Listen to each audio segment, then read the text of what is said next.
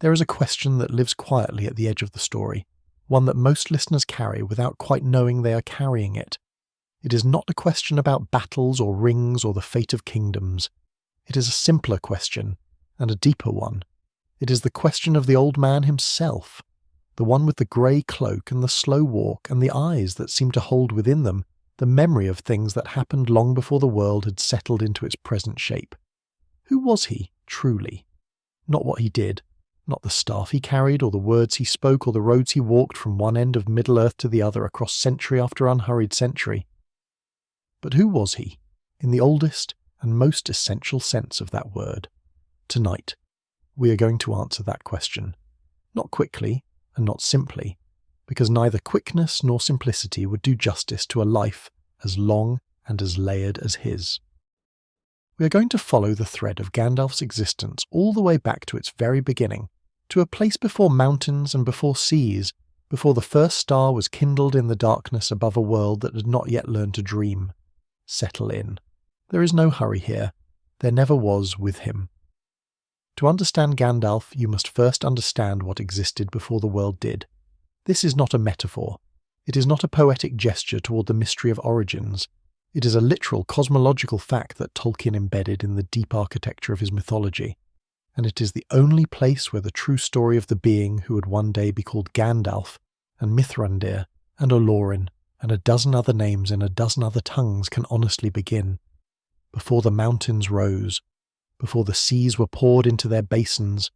before the trees grew and the rivers found their courses through the stone, there was music. There was only music. And the vast, unhurried presence of Ilúvatar, the one who in the tradition Tolkien built was the supreme and singular creator of all things, a being so immeasurably beyond the scope of any other existence that to call him powerful would be to misunderstand the word entirely. Ilúvatar was not powerful in the way that a king is powerful, or even in the way that a force of nature is powerful. He simply was, in the fullest and most absolute sense of that word, and everything else that would ever exist was, in some fundamental way, a thought that had arisen within him. And from that vast, contemplative, eternal mind, Ilúvatar brought forth the Ainur. The Ainur were the first beings, the holy ones, made of his thought before the physical world existed to hold them.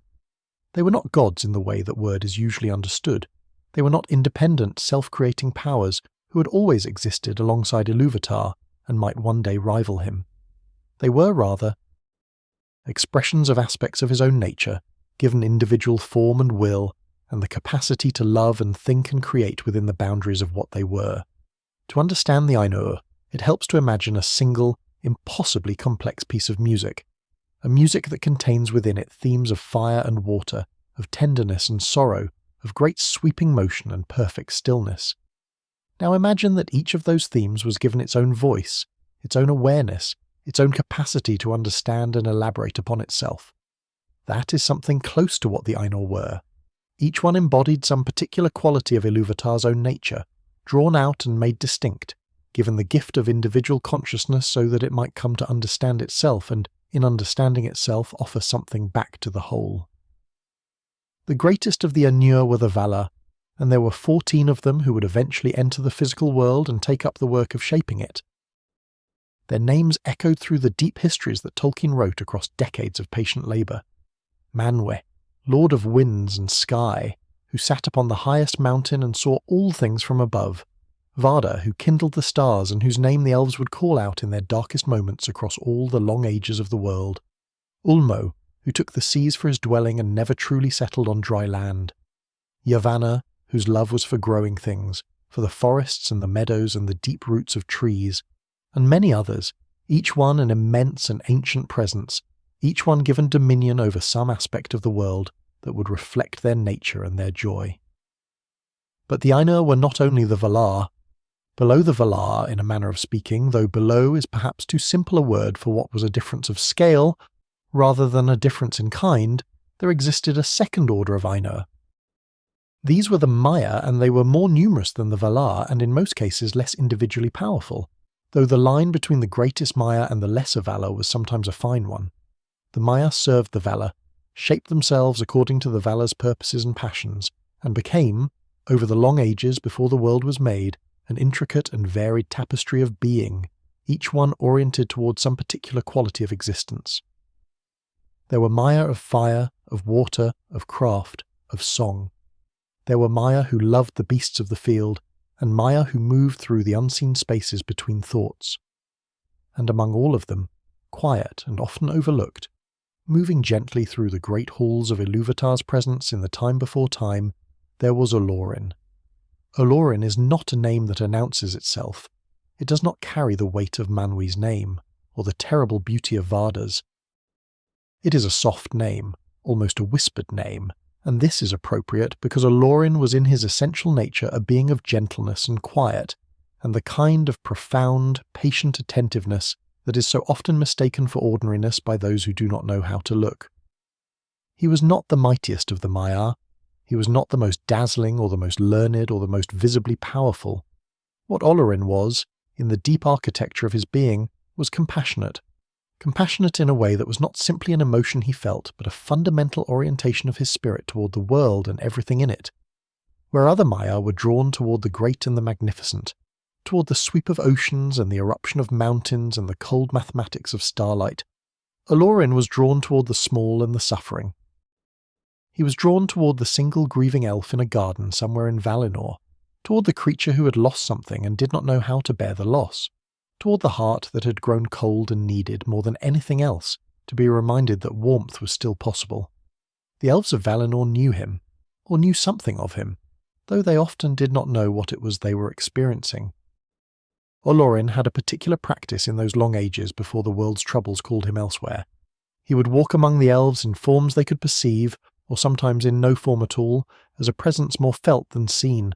a warmth at the edge of thought, a sudden and inexplicable sense that the grief one was carrying was not, in fact, the whole of reality, and that somewhere beyond the grief there was still beauty, still possibility, still the capacity for joy. He planted thoughts the way a gardener plants seeds, not demanding their growth, not even remaining to watch it, but leaving them in the soil of a mind, and trusting that the mind itself would know what to do with them in its own time. This was Olórin's gift, and it was, in the judgment of those who understood such things, one of the most valuable gifts that any being in the entirety of Ilúvatar's creation possessed. It was the gift not of power, but of restoration, not of conquest, but of rekindling. And it was this gift, so quiet, so unspectacular, so entirely unlike the blazing dominions of the greater Ainur, that would eventually make him, of all the vast company of Ilúvatar's children, the most perfectly suited for the task that was coming. But before that task could come, before the world had even been made in which it would one day be needed, there was the music. There was the great and terrible and beautiful music that was the first act of creation, and in that music Olórin's thread ran like a single note of silver through the deep harmonics of everything that would ever be. In the beginning, Ilúvatar proposed to the Ainur a great theme, and asked them to make music from it, each according to their nature and their understanding, and the Ainur sang. They sang together for the first time, a music so vast and so intricate that it is perhaps beyond the capacity of any mortal mind to fully conceive, a music that was not merely beautiful, but was in a very real sense the act of creation itself, the first shaping of what the world would be. The themes wove together and apart, the voices of the Maiar and the Valar rising and falling, adding colour and texture and depth to the great tapestry of sound that Ilúvatar had proposed. And in that music, even then, even in those first moments of creation,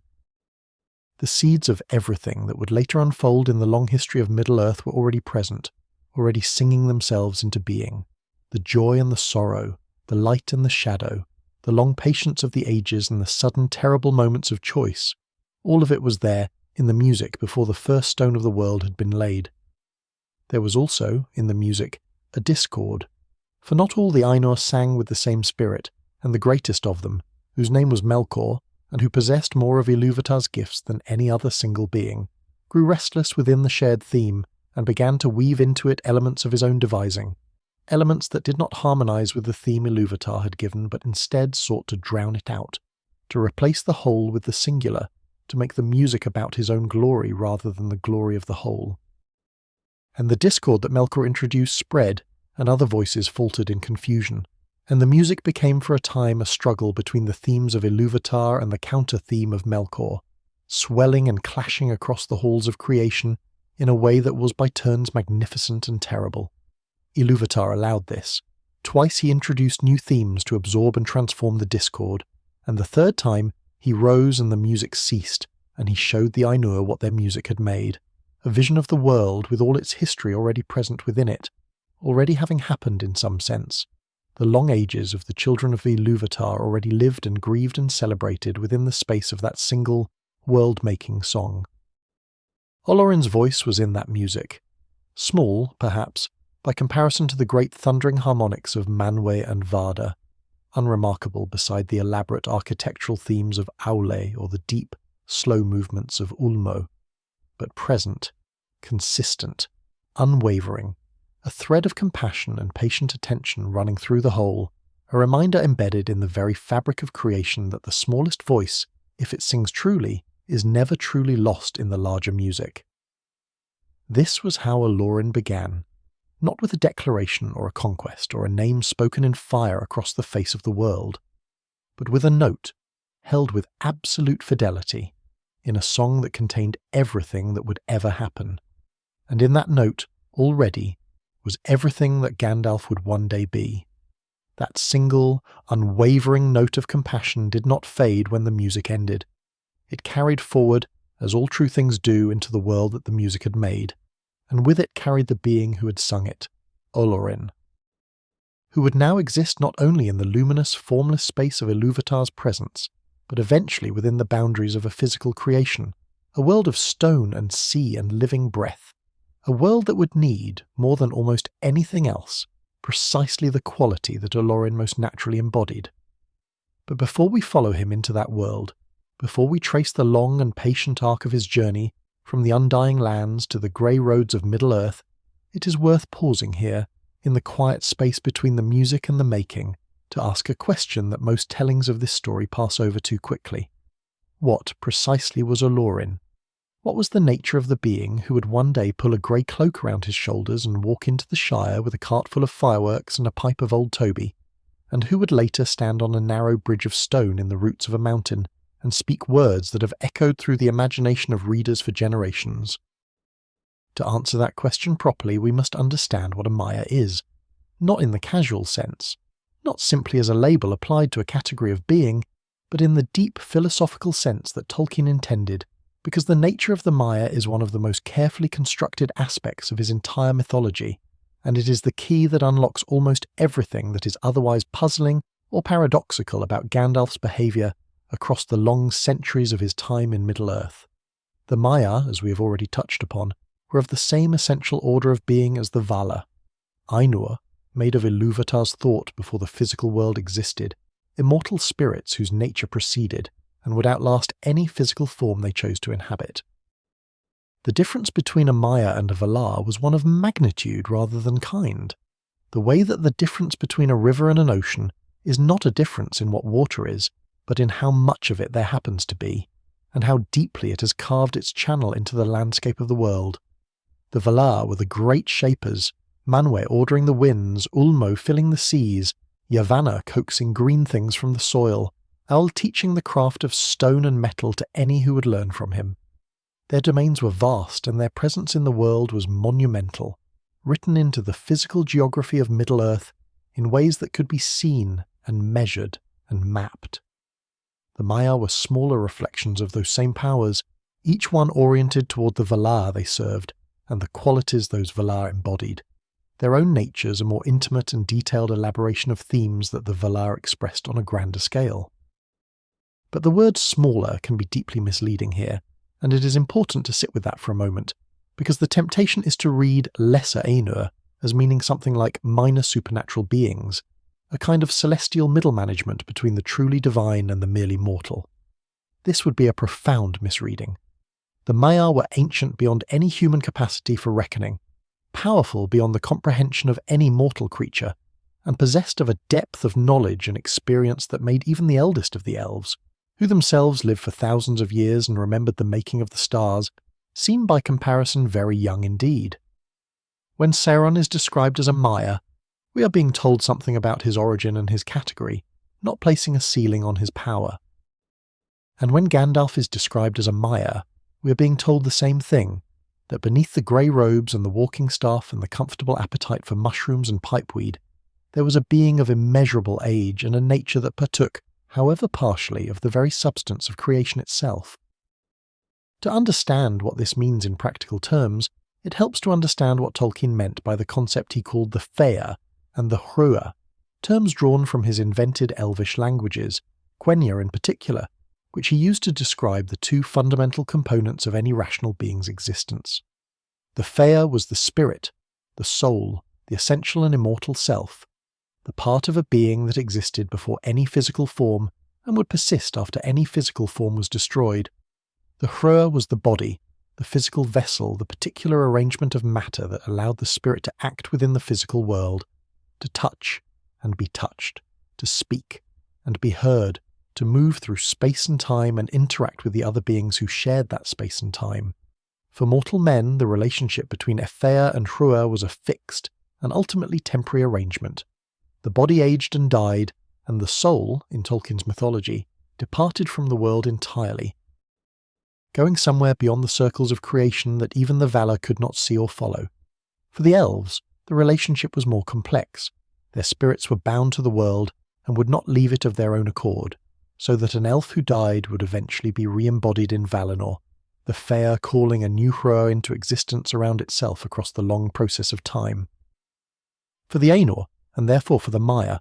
the relationship between spirit and body was something else again, something more fluid, more voluntary, and ultimately more costly than anything the children of Ilúvatar experienced. The Ainur in their original nature had no bodies at all.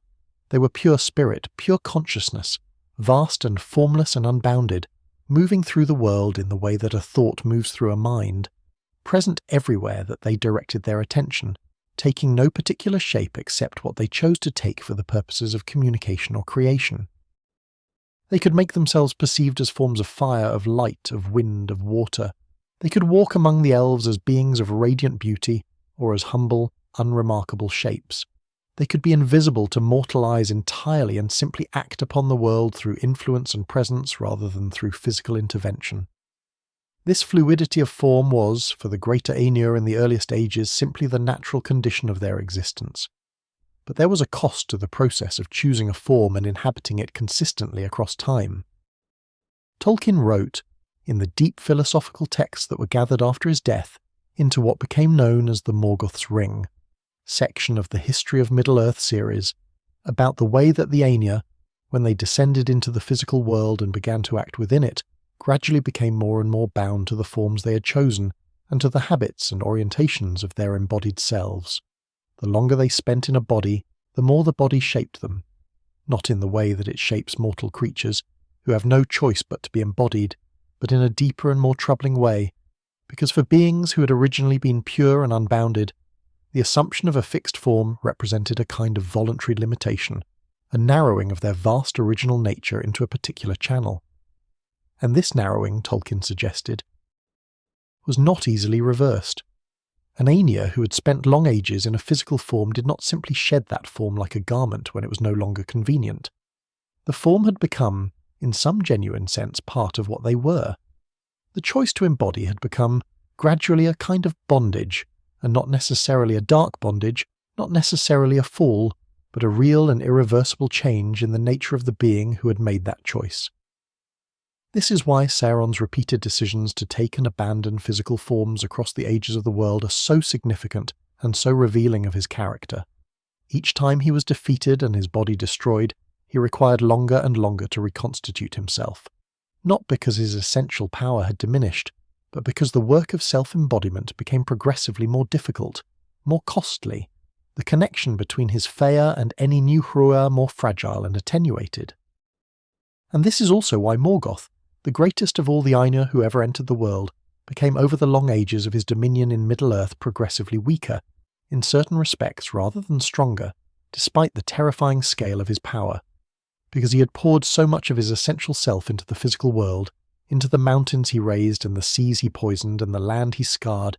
that his Fëa became, by degrees, dispersed and diluted, spread too thin across too much corrupted matter to retain the focused intensity it had possessed when he first descended from the heights of creation.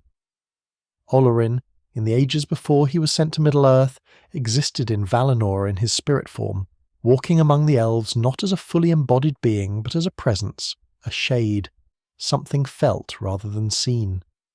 He had not yet made the commitment to physical existence that Sauron and Melkor had made, had not yet narrowed himself into a particular and persistent form. He was still, in the most important sense, free.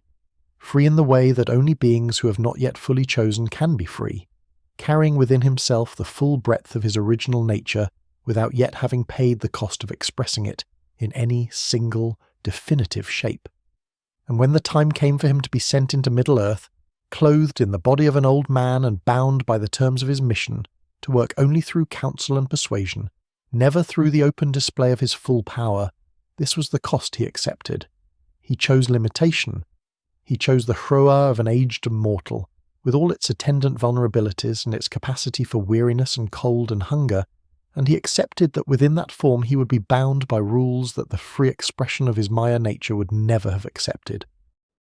It is worth dwelling on what this means, because it is easy to watch Gandalf in the story, and to feel that his occasional moments of transcendent power,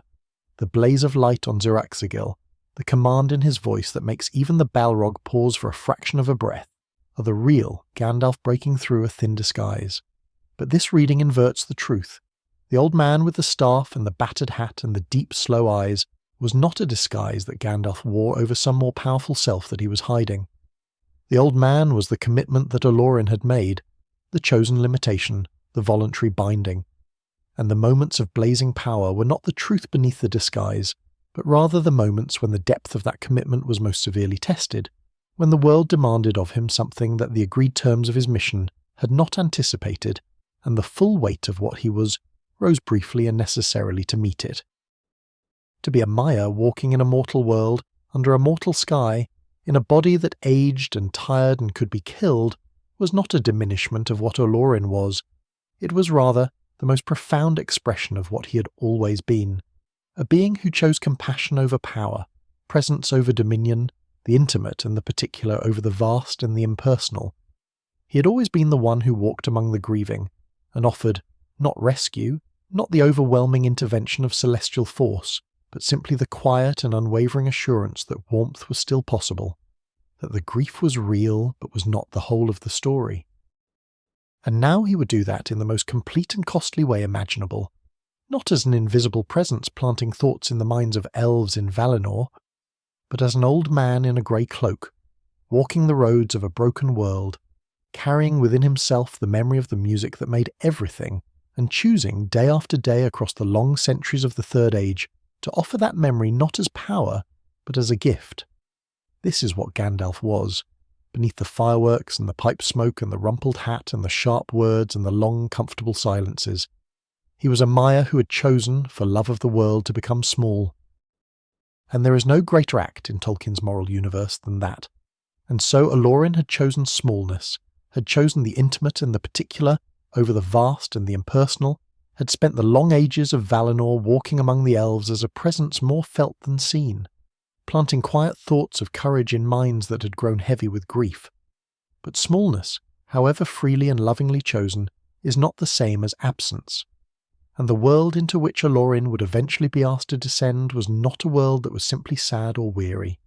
It was a world that was, in the deepest and most structural sense, in danger. A danger so old and so patient and so thoroughly woven into the fabric of history that to understand why the Valar finally acted, and why they acted in the particular and carefully considered way that they did, it is necessary to trace the shape of that danger from its very roots, back through the long centuries of the world's wounding. To understand what it was that required not an army, not a direct intervention of celestial power, but 5 old men with walking staffs and the instruction to speak gently and encourage quietly and never, under any circumstances, to simply take charge. The shadow that lay over Middle-earth in the early centuries of the Third Age had a name, and the name was Sauron, though Sauron himself would not have answered to that name with any particular sense of ownership, because it was a name given to him by his enemies and meant, in the Elvish tongue, something close to the abhorred or the abominable, and Sauron had not always been abominable, had not always been the lidless eye and the iron will and the vast grinding machinery of domination that he had become by the time the Third Age was well underway. He had begun, as we have already noted, as a Maiar,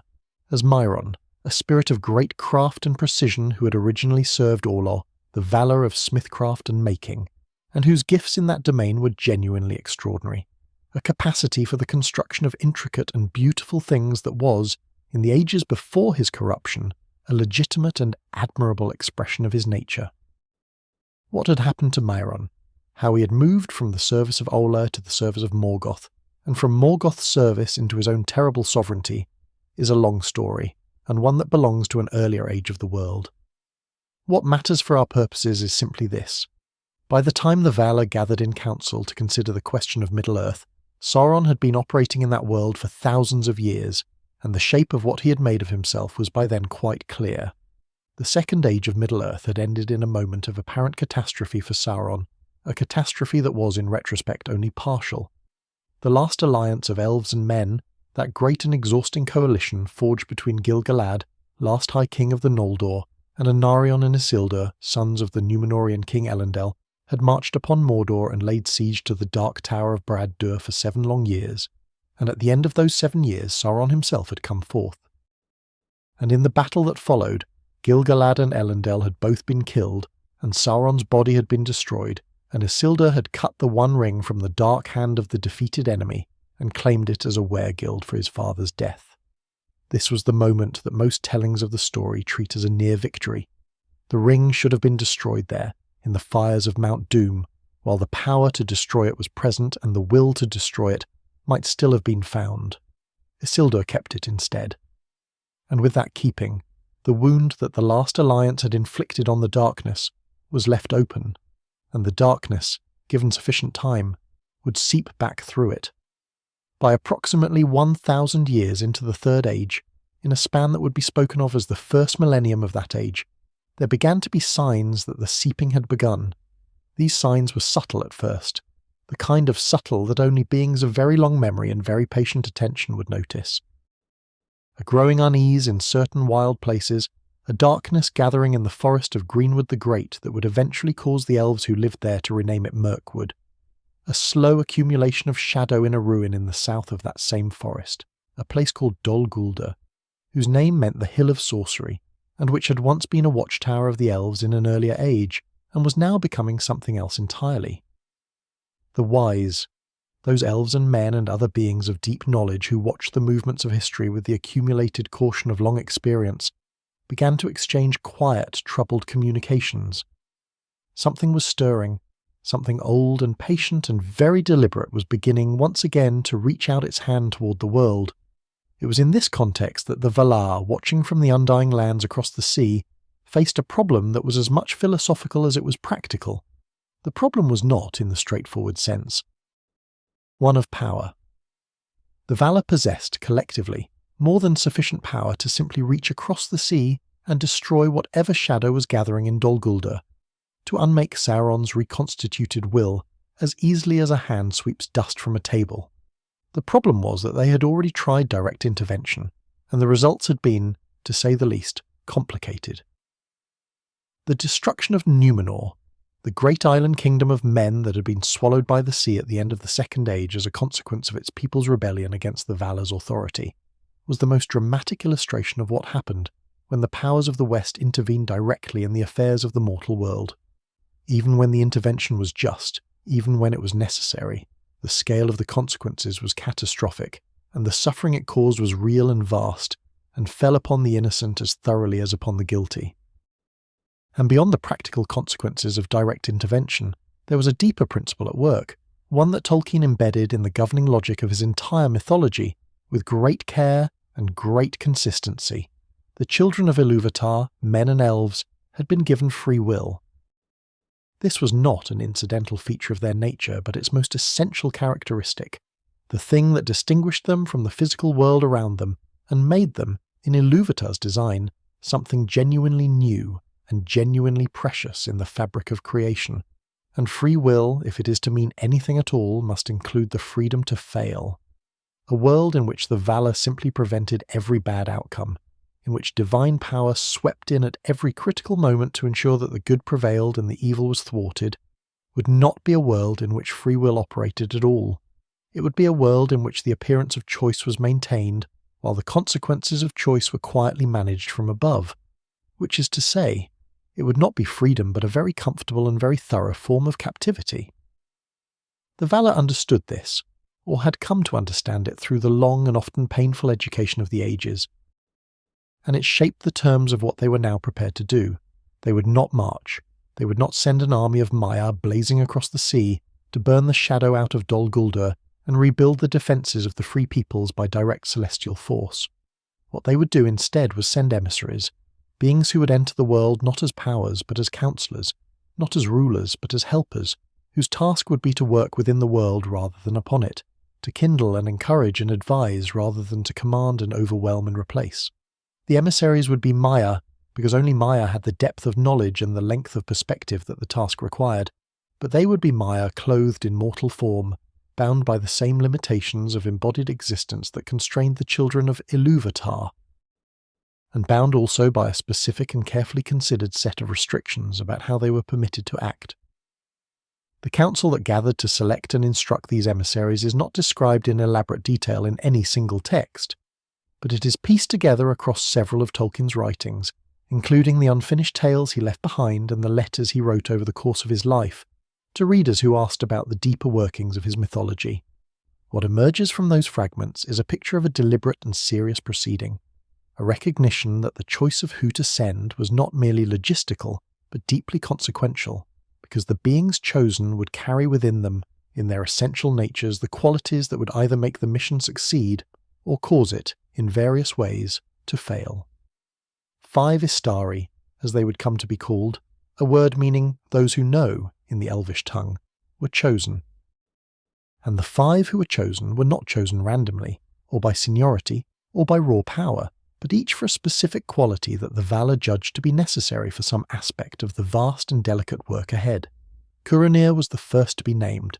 and in Middle-earth he would be known as Saruman, a name given to him by the men of Rohan meaning man of skill.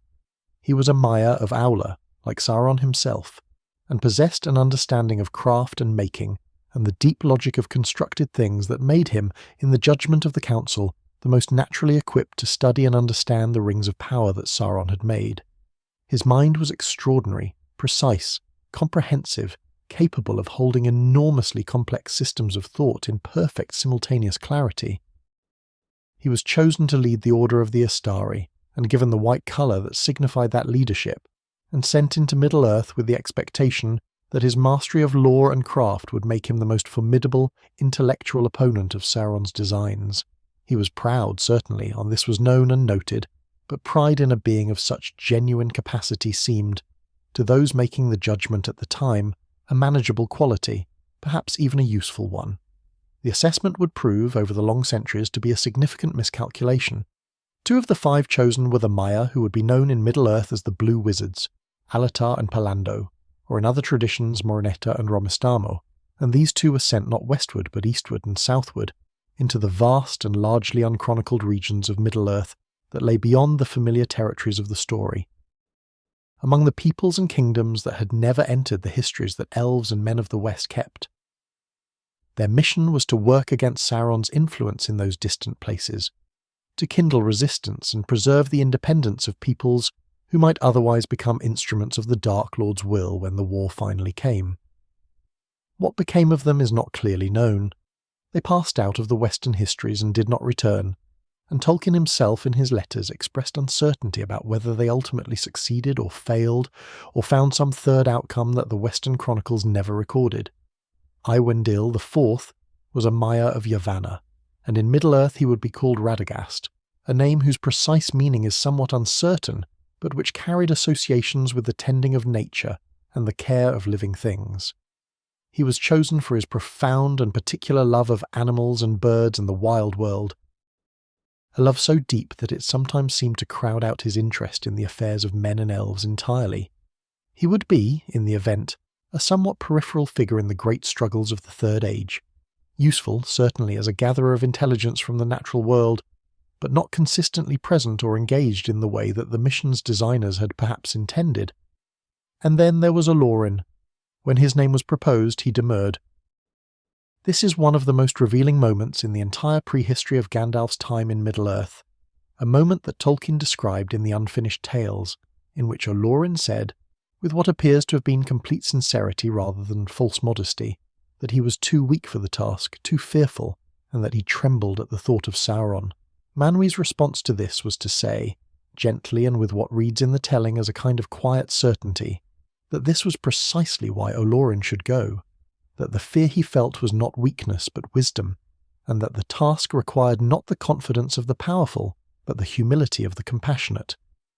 He was sent not first but last, in the ordering of the Istari, as the least in the reckoning of rank, arriving in Middle-earth in grey rather than white, carrying nothing that announced him as a leader or a lord. And so, 5 old men stepped off a ship from the west onto the shores of a broken world, carrying within them the memories of a music that the world had long since forgotten, bound by the terms of a mission that asked them to change everything by forcing nothing. It was, when considered clearly, an extraordinary act of trust. Trust in the free peoples, trust in the slow power of counsel over command, and trust, above all, in the quiet and so easily overlooked being in the grey cloak who had said he was afraid and had been sent precisely because of it. 5 old men then, stepping off a ship from the west, carrying within them the memories of the music that made the world, bound by terms that asked them to change everything by forcing nothing. The ship that brought them had crossed the sundering sea, that vast and deliberate distance that the Valar had placed between the undying lands and the mortal world at the end of the First Age, when the geography of creation was remade and Valinor was removed from the circles of the world entirely, accessible no longer by any ordinary sailing, but only by the straight road that certain permitted vessels could still travel, moving not across the curve of the sea but through it, into a dimension of existence that mortal eyes could not follow. That the Istari came by this road, arrived by this ship, was itself a statement of what they were, beings from outside the ordinary boundaries of the world, entering it now by invitation and by mission, stepping across a threshold that no living creature of Middle-earth could cross in the other direction without permission and preparation and the particular grace of those who govern such things. The harbour where they arrived was Mithlond, the Grey Havens, which lay at the mouth of the River Lun on the western coast of Middle-earth, where the land curved into the sea in a long sheltered inlet, and the water was grey and cold and very still in the early mornings, reflecting the sky with the perfect dispassionate fidelity of very deep and very quiet things. Mithlond was an elvish harbour, one of the last great elvish settlements in the west of Middle-earth, a place that had been maintained across the long centuries of the Third Age not as a centre of power or commerce, but as something closer to a threshold, a maintained point of contact between the world and what lay beyond it, tended by those elves who had not yet sailed west themselves but who had not entirely given up their connection to the sea and to the memory of what waited on the other side of it. It was a place of a particular and melancholy beauty, the kind of beauty that belongs to things which are endings as much as they are places, which exist in the full knowledge that they will one day cease to exist, and which have made a kind of peace with that knowledge without ever quite ceasing to grieve it. The Lord of Mithlond, the one who had maintained the Grey Havens across centuries of patient, unhurried service, was Círdan the shipwright, and Círdan was, among all the elves who remained in Middle-earth at that time, one of the oldest. He was old in a way that even other ancient elves sometimes found difficult to fully comprehend,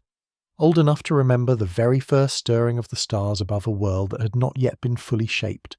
old enough to have stood on shores that no longer existed and looked out at seas that had since been remade entirely. His face, by the reckoning of the Third Age, had taken on something that no other elf's face showed. A beard, grey and long, the only such beard recorded among the Eldar, as though his age was so extreme that even the elvish nature had eventually conceded to it some outward sign of accumulated time. He had been offered a place among the greatest of his people in the long histories of the elder days, and had declined, or had simply been elsewhere, engaged in the particular and unglamorous work of building ships and maintaining harbours, and ensuring that the connection between the world and what lay beyond it remained open for those who needed it. He was, in short, exactly the kind of being whose quality was most visible not in the grand moments, but in the sustained, unremarked, deeply necessary work of keeping things functional across an almost incomprehensible span of time. It was Círdan who met the Istari when they arrived, and it was Círdan who, standing on the grey stones of Mithlond in the early light of a morning in the first millennium of the Third Age, looked at the 5 old men who had come off the ship from the west, and perceived something in one of them that the others apparently did not yet see. The texts do not tell us exactly what Círdan saw, or how he saw it, whether it was a quality of light around Olórin's bent and unassuming form, or something in the depth of his eyes, or simply the particular clarity of perception that belongs to beings who have lived long enough and quietly enough to see through the surfaces of things to what moves beneath them. What the texts do tell us is what Círdan did with what he saw, and what he did was extraordinary. He gave Olórin his ring, not a ring of ordinary craft, not a piece of decorative metalwork or a token of welcome, or a symbol of some formal alliance. The ring that Círdan placed in Olórin's hands on the shore of the Grey Havens was Narja, one of the 3 rings of power that had been made by the elvish smith Celebrimbor in the Second Age, in the brief and extraordinary flowering of craft that had preceded the full revelation of Sauron's intentions and the forging of the One Ring in the fires of Orodruin. The 3 elvish rings, Narja, Nenya and Vilja, were the greatest works that the elves had ever made,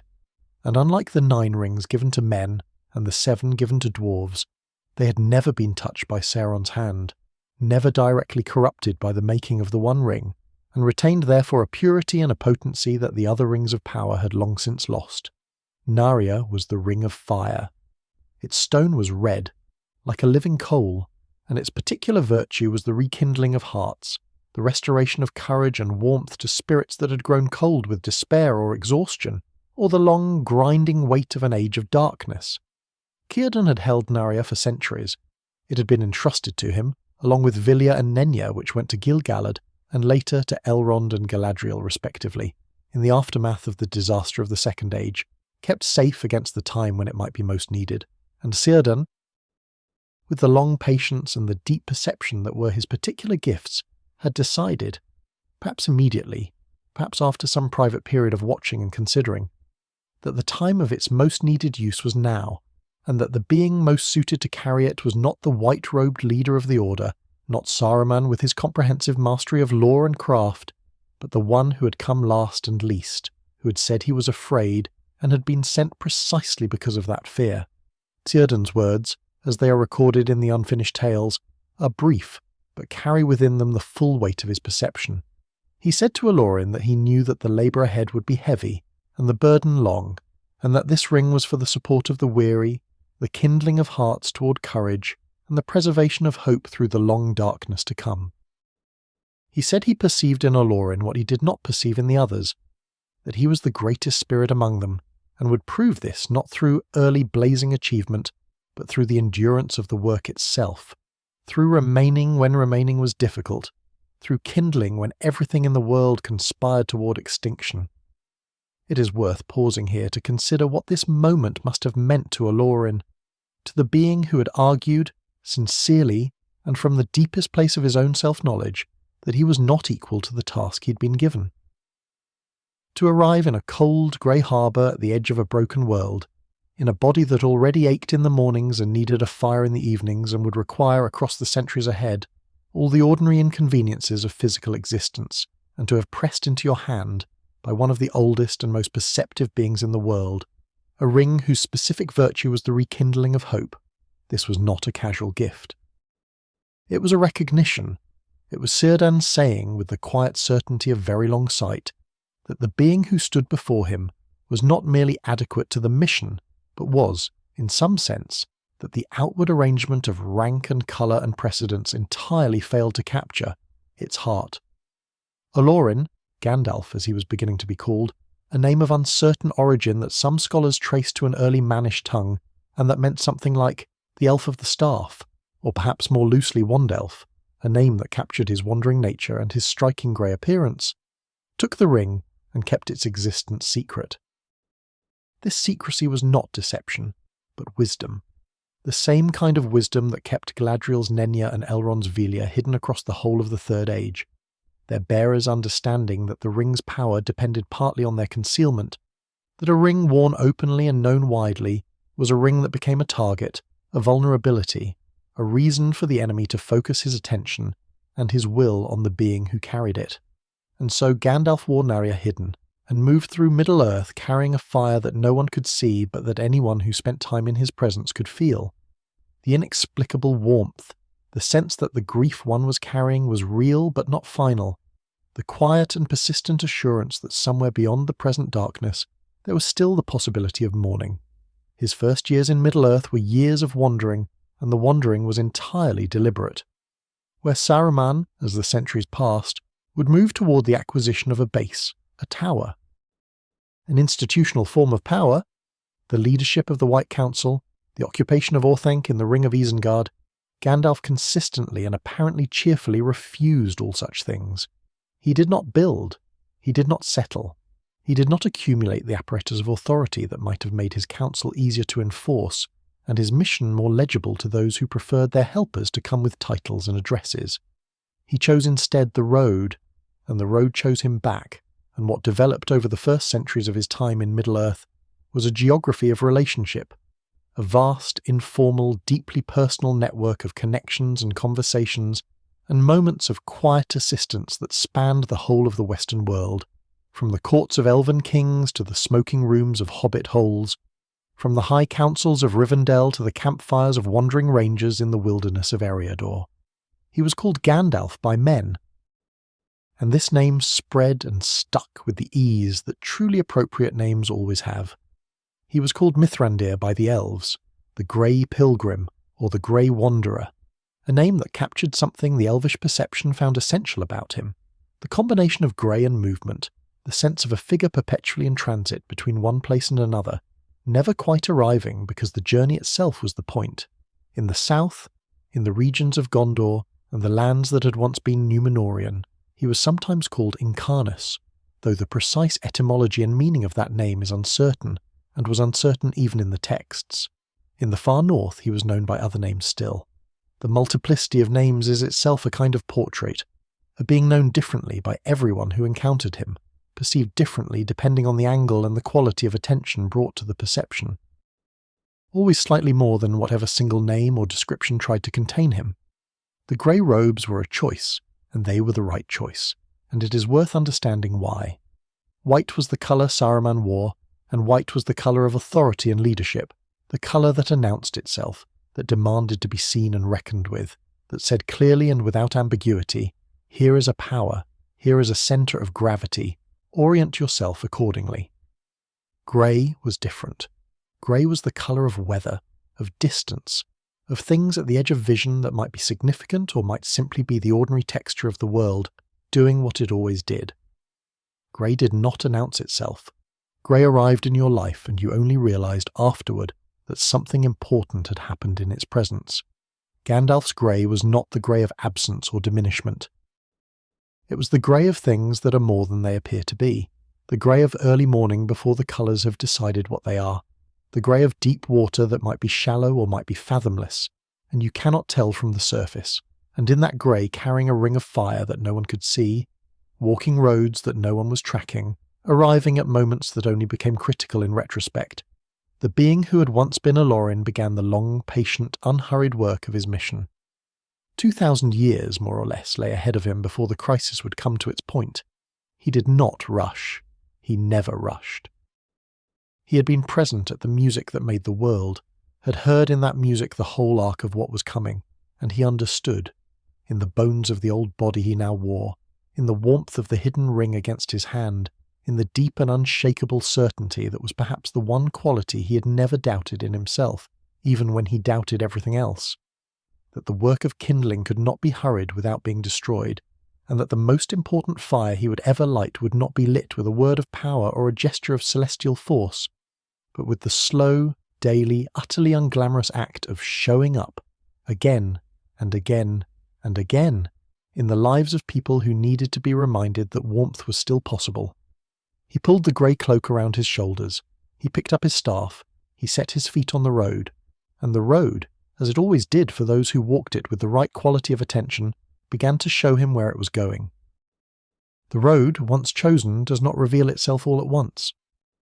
It offers itself one stretch at a time, one valley and one hillside and one cold morning's walking at a time, and the being who walks it learns not by arriving somewhere, but by the quality of attention brought to the walking itself. And Gandalf walked. He walked in a way, and with a consistency, and across a span of time that the mortal mind genuinely struggles to hold in focus, because the numbers involved, even spoken as words, even softened into the cadences of slow and meditative speech, carry within them a weight that resists easy comprehension. 2,000 years, not 2,000 years of dramatic event, not 2,000 years of continuous crisis and resolution, and crisis again, but 2,000 years of the ordinary texture of a world going about its business, of seasons cycling through their patient rotations, of generations of men rising and falling and being replaced by other generations who had no memory of the ones before them,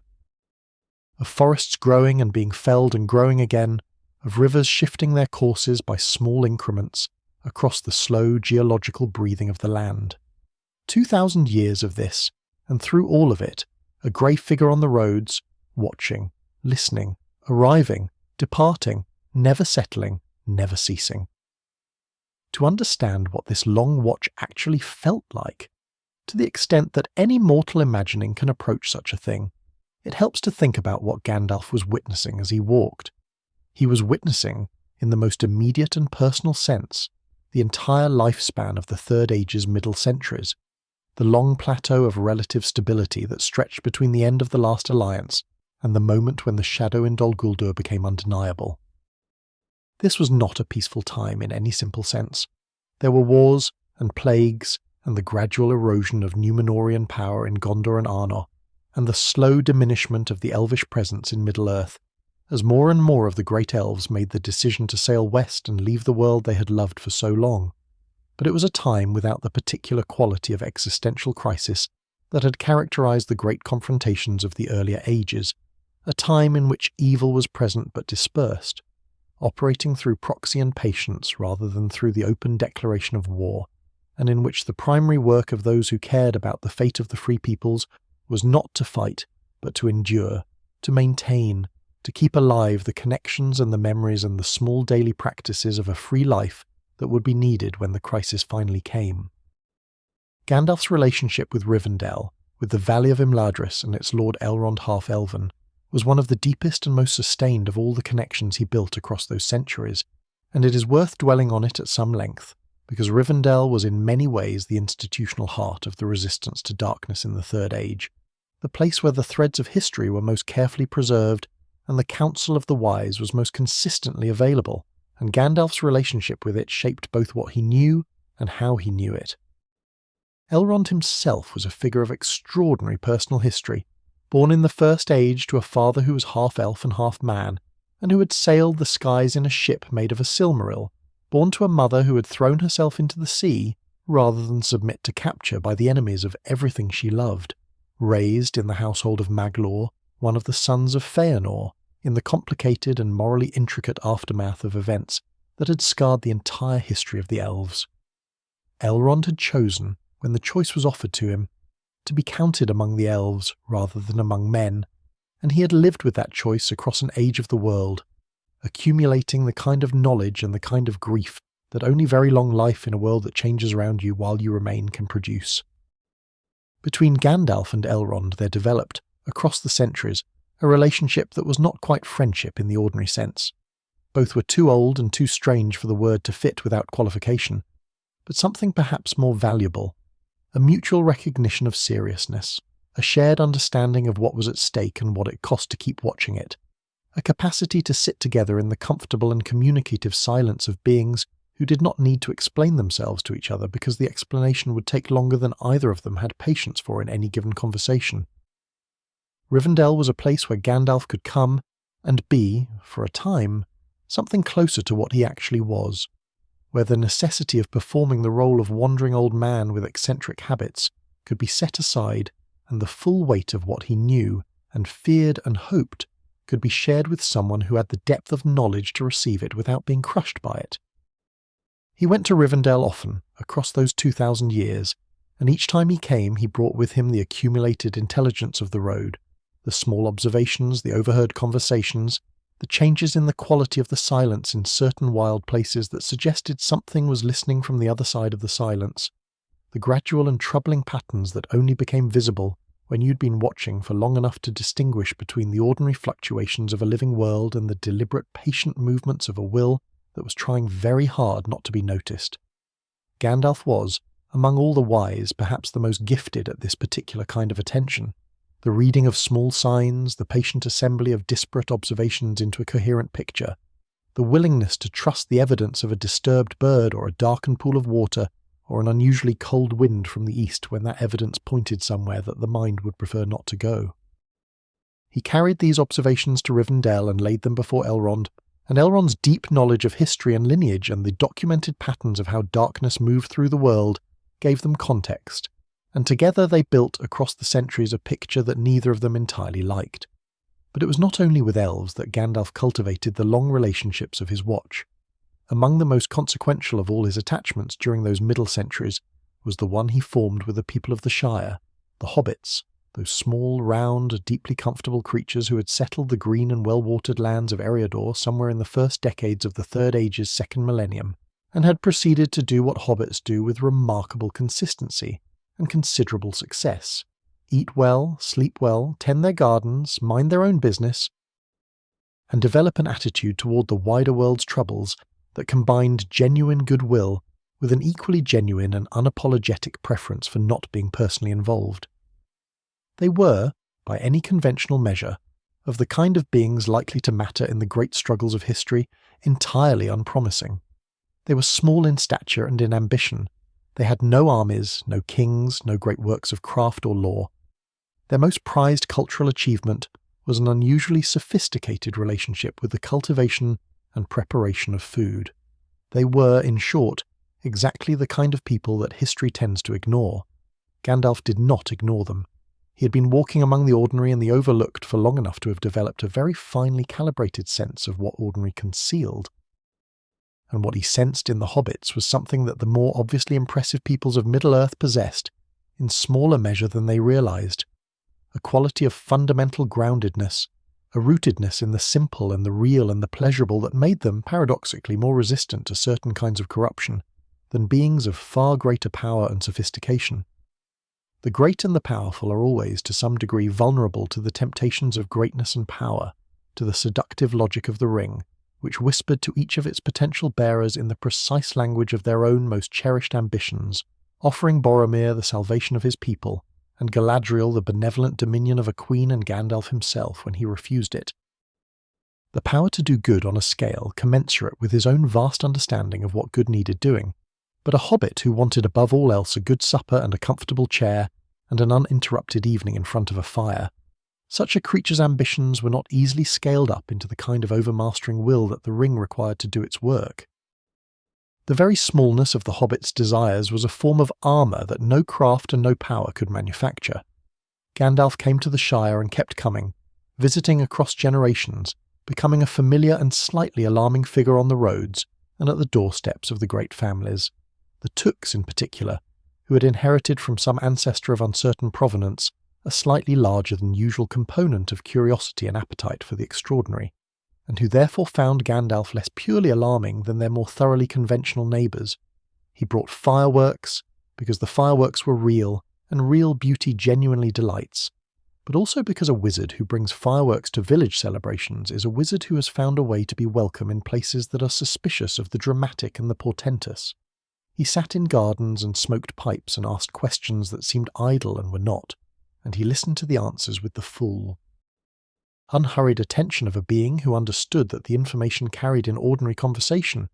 who had moved where, who had found what on which road, what the weather had been doing in the eastern farthings and whether the rivers were running higher or lower than usual, was, in its accumulated totality, a remarkably precise instrument for the reading of the world's condition.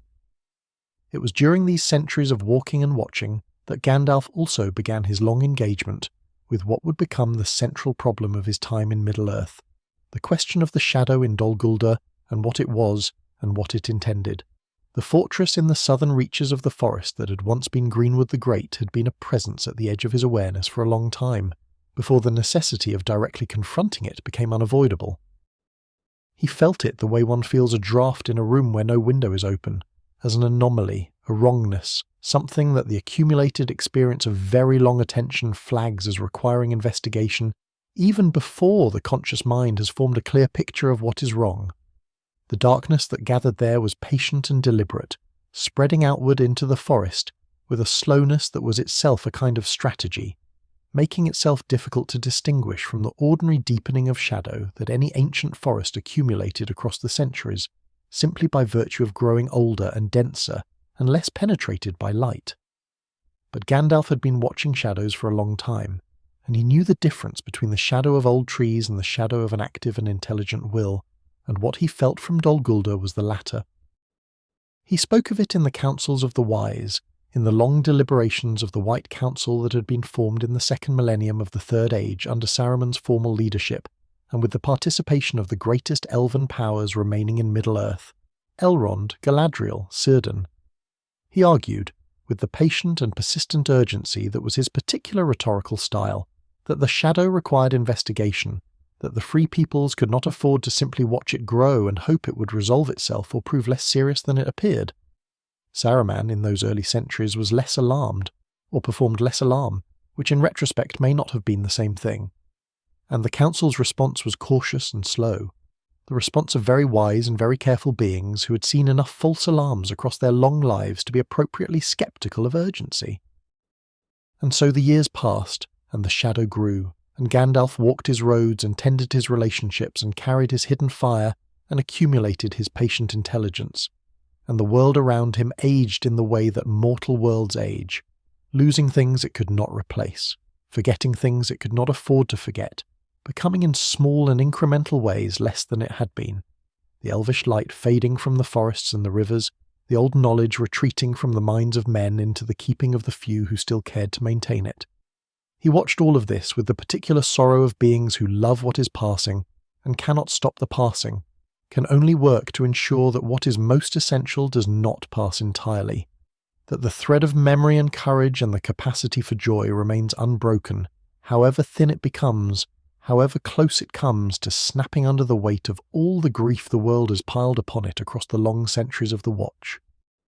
There is an image that seems to belong to this long middle period of Gandalf's time in Middle-earth, an image that no single text provides, but that assembles itself from the accumulated texture of many texts and many small descriptions, and it is this. An old man sitting very still at the edge of a fire somewhere in the wild lands of Eriador, the horses of the rangers grazing quietly at a distance, the stars very bright and very cold above him, a pipe going slowly in his hand.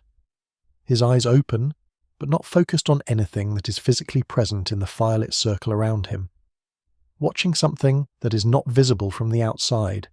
some pattern of movement in the long history he carries, some convergence of threads that he's been following patiently across the decades beginning to draw toward each other with an increasing and unmistakable significance. The fire burns lower, he does not stoke it.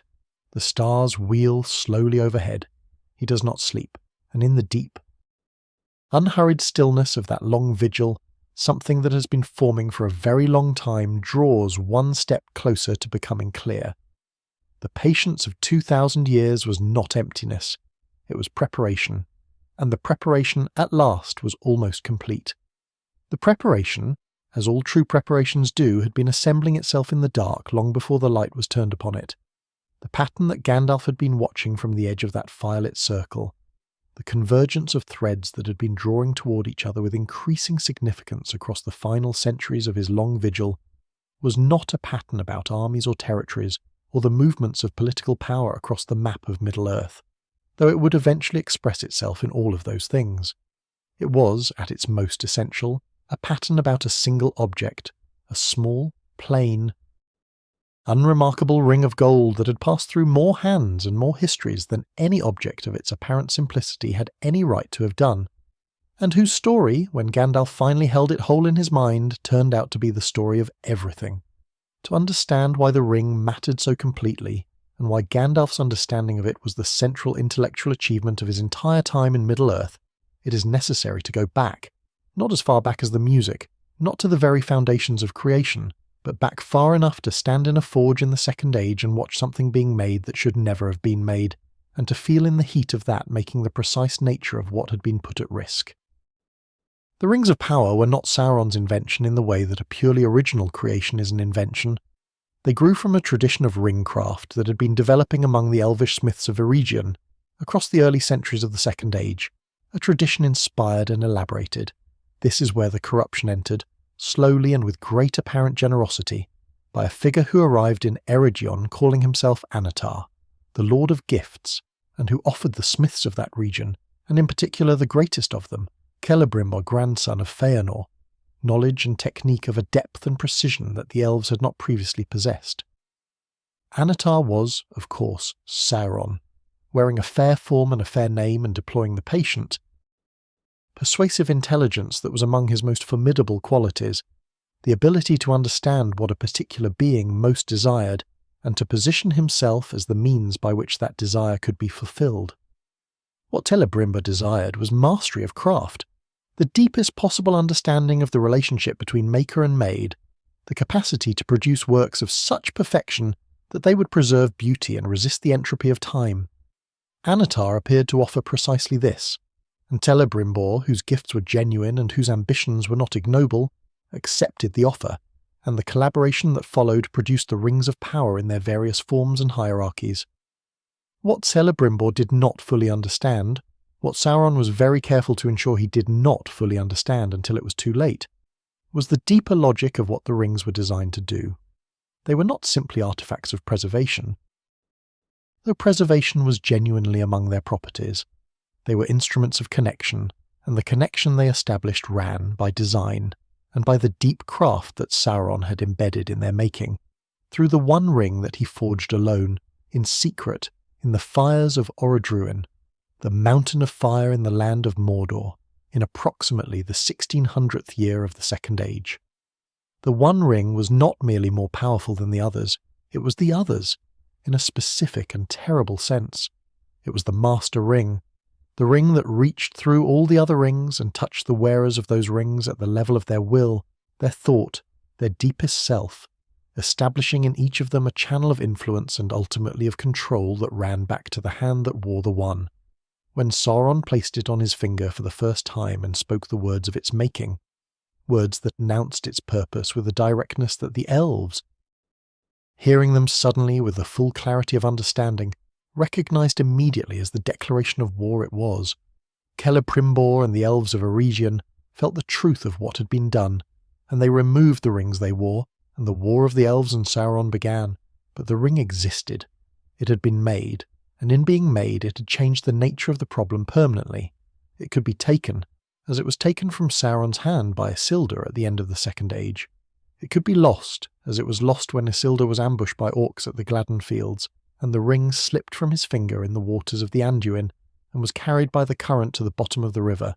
where it lay for centuries in the cold dark silt, slowly and patiently waiting for what it wanted, which was simply to be found. It could not, however, be unmade by any ordinary act of destruction, because it was not an ordinary object. It was, in a sense that was not metaphorical but quite precise, a portion of Sauron himself, a portion of his native power, his capacity to dominate and control, which he had poured deliberately into the ring during its forging in a calculated act of self-diminishment that was simultaneously a guarantee of permanence. As long as the ring existed, Sauron's power could not be permanently broken. As long as the ring existed, Sauron could not truly die. He might be defeated, might be reduced to a shadow of himself, might require centuries to reconstitute a physical form,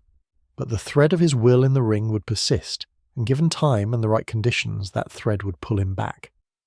Gandalf had known this, in broad outline, since before he came to Middle-earth. The history of the Rings of Power was not obscure lore by the Third Age. It was well documented in the records that the elves kept, and Elrond and Círdan and Galadriel, who had been present for the events of the Second Age as living participants, carried the history in their own memories with a vividness and a precision that no archive could fully replicate. What Gandalf understood that gave him particular anxiety, as the centuries of the Third Age accumulated and the shadow in Dol Guldur grew, was the implication of the ring's continued existence. It had been lost in the Anduin after Isildur's death. It had not been found, or at least not found by anyone who had declared its finding to the wise, and a ring of that power, lying somewhere in the world with no keeper and no guard,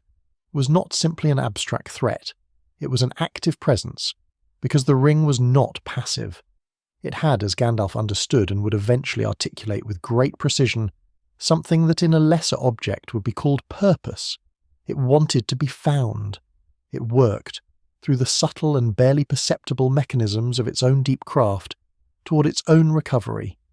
It was approximately 500 years into the Third Age when the ring was found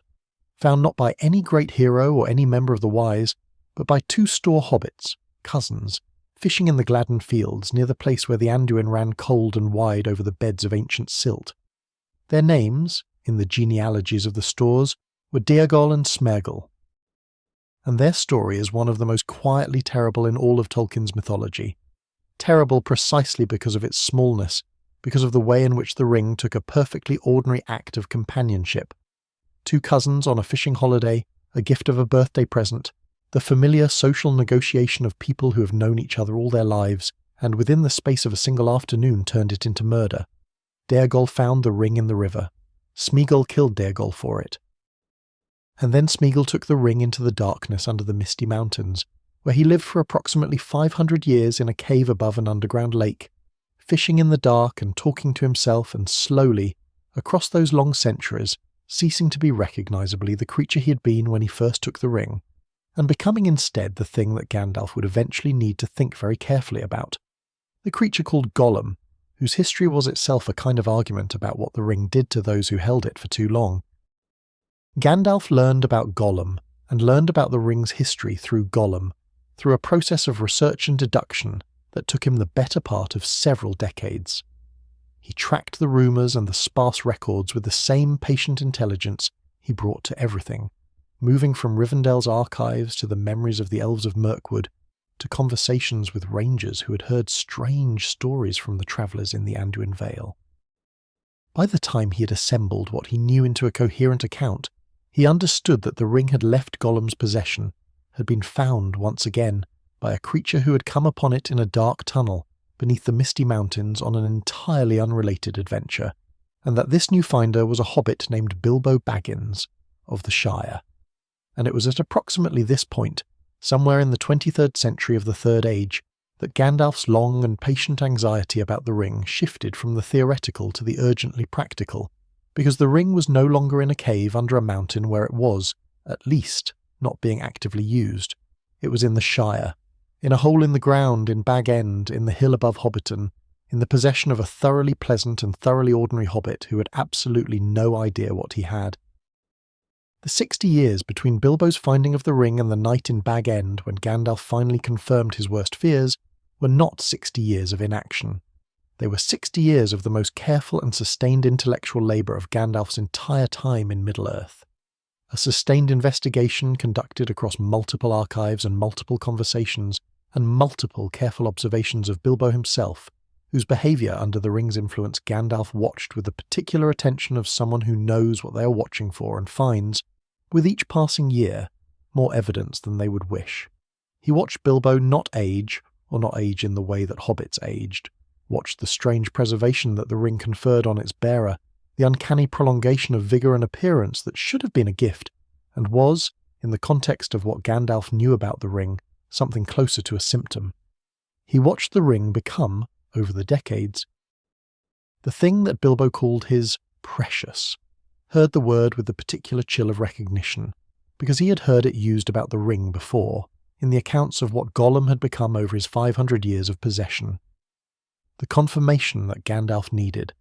the certainty that what Bilbo carried was not merely some ring of minor enchantment, but the One Ring itself, the ruling ring, the thing that Sauron had been seeking since his return to power, and whose recovery would mean the end of any hope for the free peoples of Middle-earth, came in the archives of Minas Tirith, where he spent several weeks reading through the records that the stewards of Gondor had preserved across the centuries, and where he found, in the careful and precise handwriting of Isildur himself, a description of the ring taken from Sauron's hand, including the inscription that appeared on it when it was heated in fire. He carried this knowledge back to the Shire and to the small kitchen of Bag End, where he held a plain gold ring and a pair of tongs over the coals of a hobbit fire, and watched, with the calm of a being who has spent a long time preparing for a terrible confirmation, as the letters of fire appeared in the metal, the words of the ring's making, the words that Sauron had spoken over his forge in the 1600th year of the Second Age, the words that said, without ambiguity or ornament, that this was the one, and that it had been found. The weight of what Gandalf carried out of that kitchen and into the cool night air of the Shire is not a weight that can be fully communicated through description. It was not simply the weight of bad news, though it was certainly that. It was the weight of 60 years of hoping to be wrong, resolved definitively into the certainty of being right. It was the weight of understanding that the long watch was over and the crisis had arrived.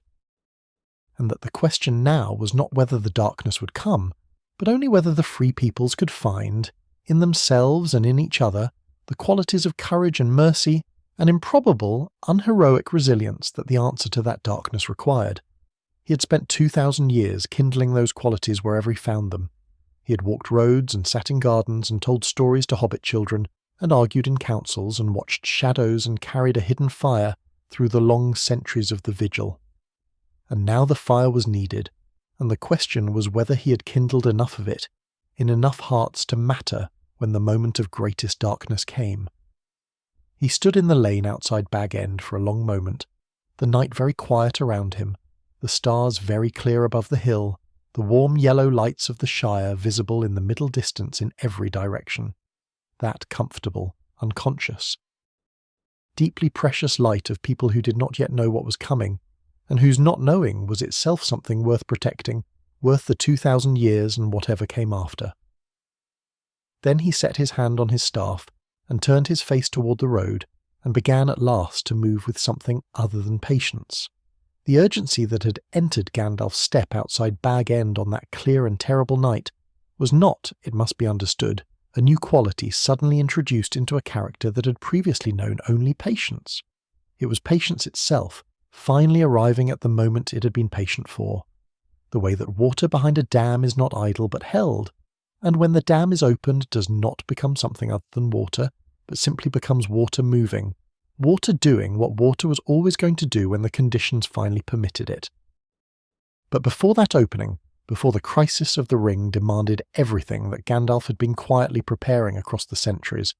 there had been another moment of movement, another occasion when the long patience had broken briefly into purposeful action, and that moment is worth dwelling upon at length, because it reveals something about Gandalf's particular quality of mind that the ring crisis alone, for all its magnitude, does not fully illuminate.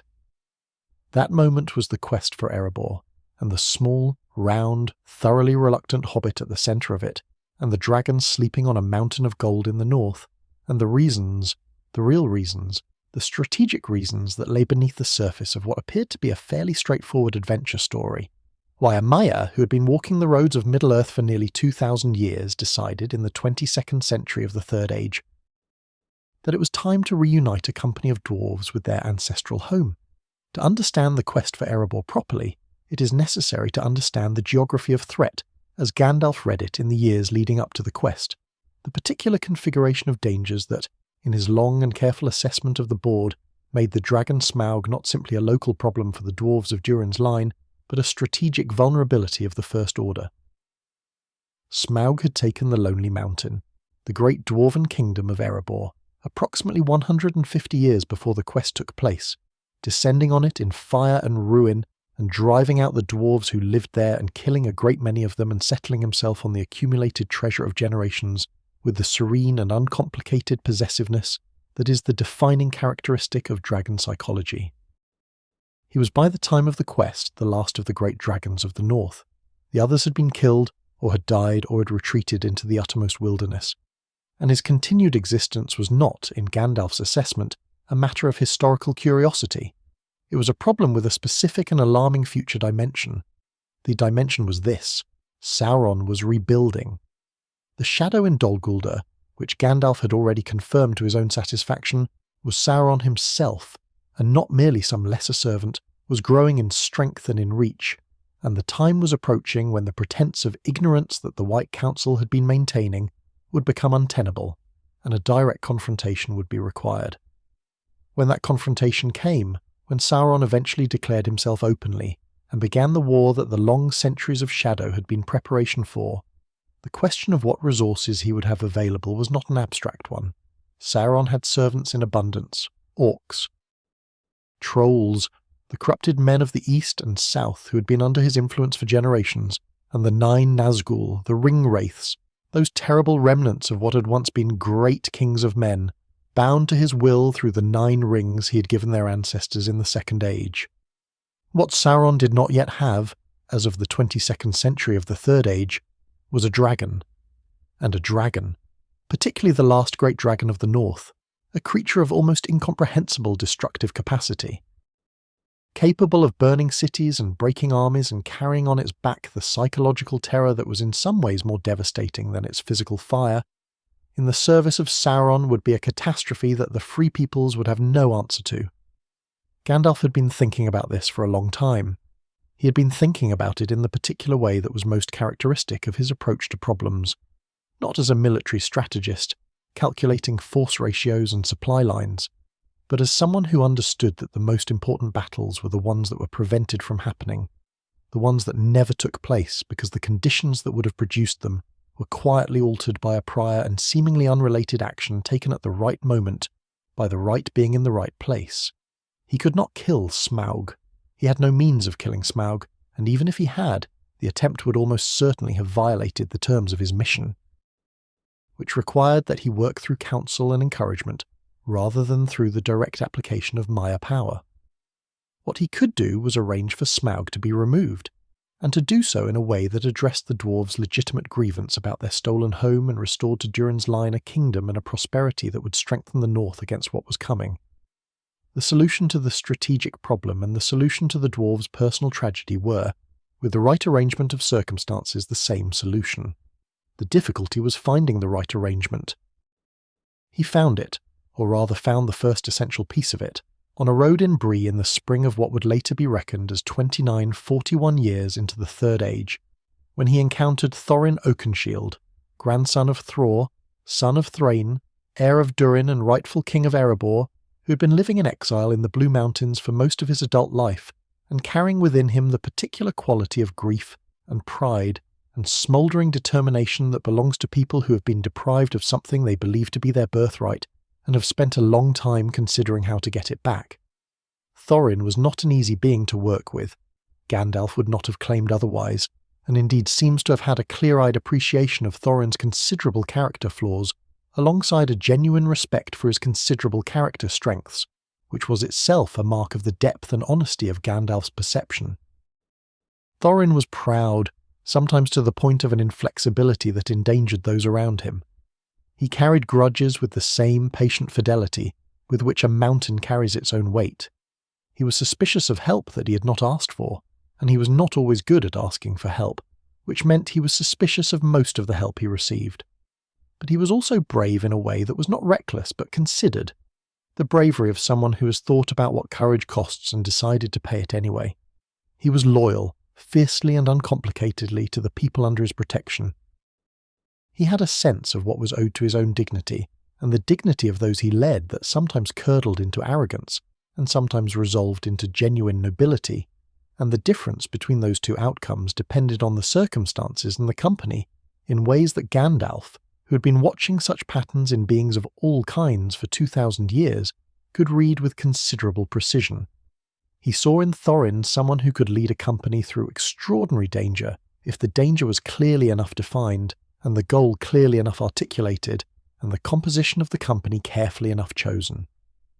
The difficulty was the composition of the company. 13 dwarves, however competent and however determined, were not sufficient for what needed to be done. A 14th member was required, and the 14th member needed to be someone of an entirely different kind.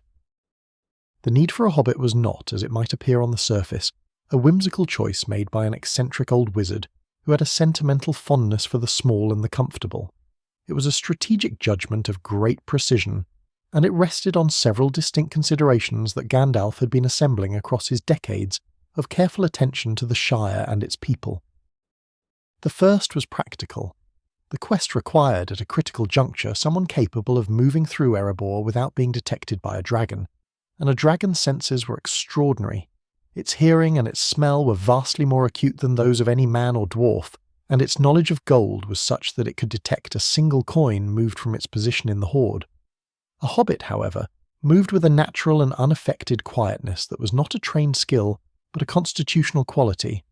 a depth of light-footedness that came from generations of small people, living close to the ground and developing, without any particular intention, the ability to pass through the world without disturbing it. This was useful in a dragon's mountain.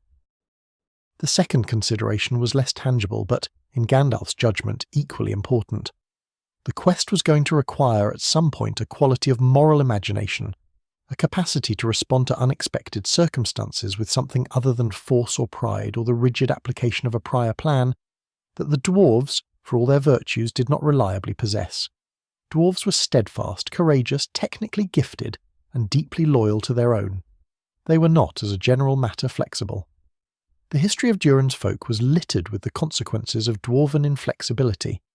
The dragon's sickness that had taken Thror, the dwarven intransigence that had broken the old alliance with the elves of Mirkwood, the stubborn pride that had sent Thrain into the wilderness alone and to his capture and his ruin.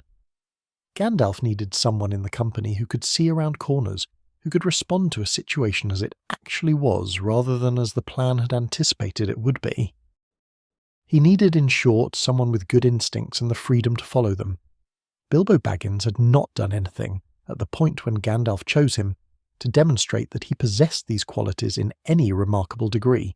He was, by all observable measures, a thoroughly respectable, thoroughly conventional, thoroughly comfortable hobbit in early middle age who had never done anything unexpected in his life and showed every sign of intending to keep it that way. What Gandalf had seen in him, and this is where the depth of Gandalf's perception becomes most apparent, was not what Bilbo was, but what Bilbo contained, the quality that had come down to him through the Took side of his ancestry, and that had been carefully and thoroughly suppressed by the Baggins side,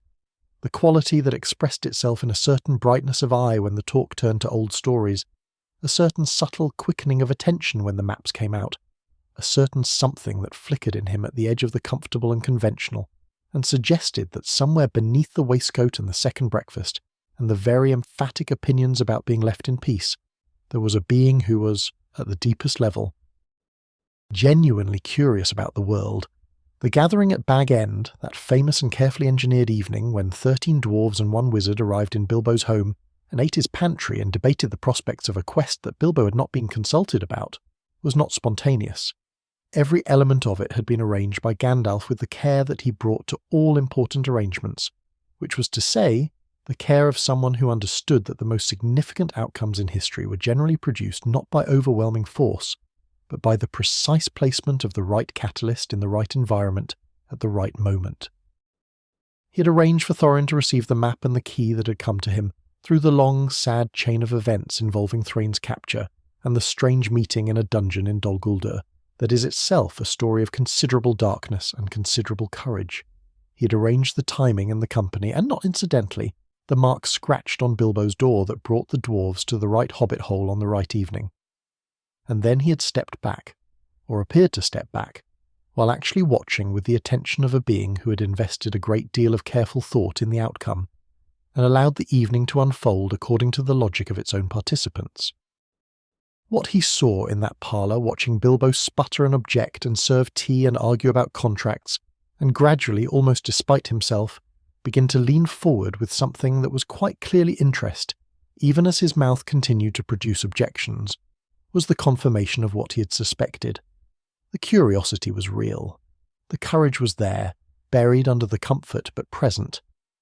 in a way that the right circumstances would bring out, and that the wrong circumstances, the absence of the specific pressure and specific wonder that the quest would provide, would have left buried and unrealized for the rest of what would have been a perfectly pleasant and entirely unexpanded life.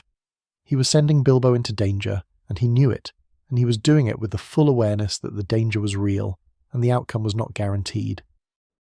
The thought that attends this awareness, the discomfort of being the one who sees far enough to make the calculation, and close enough to know the individual whose life the calculation involves, is not absent from the texts. Gandalf was fond of Bilbo. He was fond of Bilbo in the particular way that he was fond of all the hobbits he had come to know across the centuries,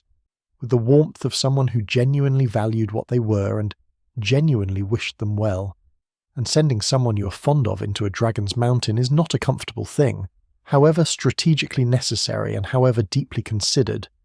He sent him anyway, because the long sight that was Gandalf's particular form of wisdom was not the comfortable kind, was never the comfortable kind, was always the kind that required holding the individual tenderness and the broad necessity in the same hand, and making the judgment that served both as well as possible, and accepting that as well as possible was not the same as perfectly. Smaug had to be removed. The north had to be secured. And the hobbit who would grow across the course of the quest, from a flustered and reluctant participant into something that neither he nor anyone else had fully anticipated, something courageous and resourceful and genuinely transformed, was the right being for the work, and Gandalf knew it even when Bilbo emphatically did not. The foresight that made this judgment possible was not prophecy. This is a distinction that Gandalf himself made, or that Tolkien made through him, with some care.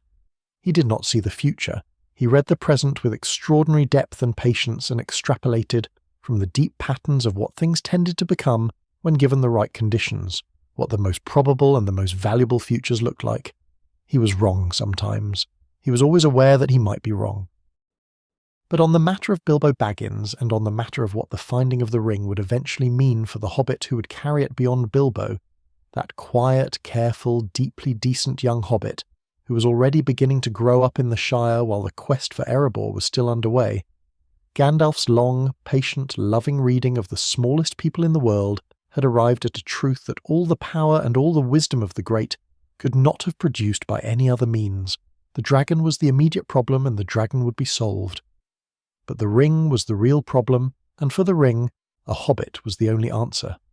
And Gandalf, standing in the warm and cluttered parlour of Bag End on that engineered and consequential evening, watching a small round figure begin, despite himself, to lean toward adventure, had already seen far enough to know it. The long sight that had placed a hobbit at the centre of the quest for Erebor was the same long sight that had, for centuries before that quest was ever conceived, been watching another being with a quality of attention that was not quite suspicion and not quite admiration, but something uncomfortably situated between the two, a watching that carried within it the particular discomfort of recognizing greatness in someone whose relationship to that greatness was becoming, by slow and almost imperceptible degrees, something other than what it had been. The being Gandalf watched in this way was Curanir, the White, the leader of the Order of the Istari, the one who had been sent first and given the highest rank and robed in the colour that announced authority, and who had built across the centuries of the Third Age an institutional and intellectual presence in Middle-earth that was, by any external measure, deeply impressive. Saruman had done what Saruman did extraordinarily well. He had studied and organised and accumulated and constructed. And by the time the quest for Erebor was complete, and the shadow of Dol Guldur had been confirmed and confronted, Saruman stood at the head of the White Council as the most comprehensively informed scholar of the rings of power that the world contained. The question that Gandalf had been carrying quietly for a long time, the question he turned over in the long evenings of the road with the same patient attention he gave to all things that troubled him, was whether comprehensive knowledge of a thing and wisdom about that thing were still, in Saruman's case, the same. The White Council had been formed in approximately the first 1,000 years of the Third Age, when the shadow in Dol Guldur was young enough to be ambiguous, and the need for a coordinated response among the wise was first becoming apparent. Its membership was drawn from the greatest powers remaining in Middle-earth, Saruman as its head, Gandalf and Radagast among the Istari, and from among the elves, Elrond of Rivendell, Galadriel of Lothlorien, and Círdan of the Grey Havens, along with certain others of deep knowledge and long standing. It was, in its original conception, precisely the kind of institution that the mission of the Istari was designed to support, a gathering of wisdom and counsel, a shared framework for the coordination of resistance, a space in which the long knowledge of the elves and the particular perspectives of the Maiar sent from the west could be brought into productive conversation with each other. Galadriel herself had wanted Gandalf to lead it. She had seen in him, with the deep perception that was among her most formidable qualities, the same thing that Círdan had seen on the shores of Mithlond, that the grey wanderer with the shabby hat and the excessive interest in pipeweed was, beneath all of that, something that the white robes of authority could not have contained without diminishing. Gandalf had declined, and Saruman had accepted, and the council had proceeded under its chosen leader with the stately and well-documented deliberateness that was Saruman's preferred mode of operation. For a long time, the council functioned as it was meant to. The great elvish minds it contained were not easily led astray, and the questions it addressed, the nature of the shadow in Dol Guldur, the whereabouts of the One Ring, the security of the various strongholds and sanctuaries of the Free Peoples, were questions of sufficient gravity and sufficient complexity that even Saruman's increasingly assertive style of leadership could be accommodated within the broader framework of genuine collective deliberation. But Gandalf, who attended the councils and listened to the arguments, and watched Saruman present his conclusions with the elegant and thorough authority of someone who had clearly done more preparation than anyone else in the room, was noticing things that the minutes of those meetings would not have captured. He was noticing the quality of Saruman's certainty. He was noticing the way that certainty had changed across the centuries, had shifted from the certainty of a being who had examined the evidence and reached a conclusion to the certainty of a being who had reached a conclusion and then examined the evidence for confirmation. He was noticing that Saruman's arguments, however brilliantly constructed, had a particular shape that they had not always had, a shape that moved consistently, whatever the question at hand, toward the same destination, which was the conclusion that more study was needed, that action should be deferred, and that the council should trust its leader's superior knowledge of the subject and await his further findings. What Saruman was studying, in the long hours of his solitary research in Orthanc, the great dark tower of Isengard that he had made his base.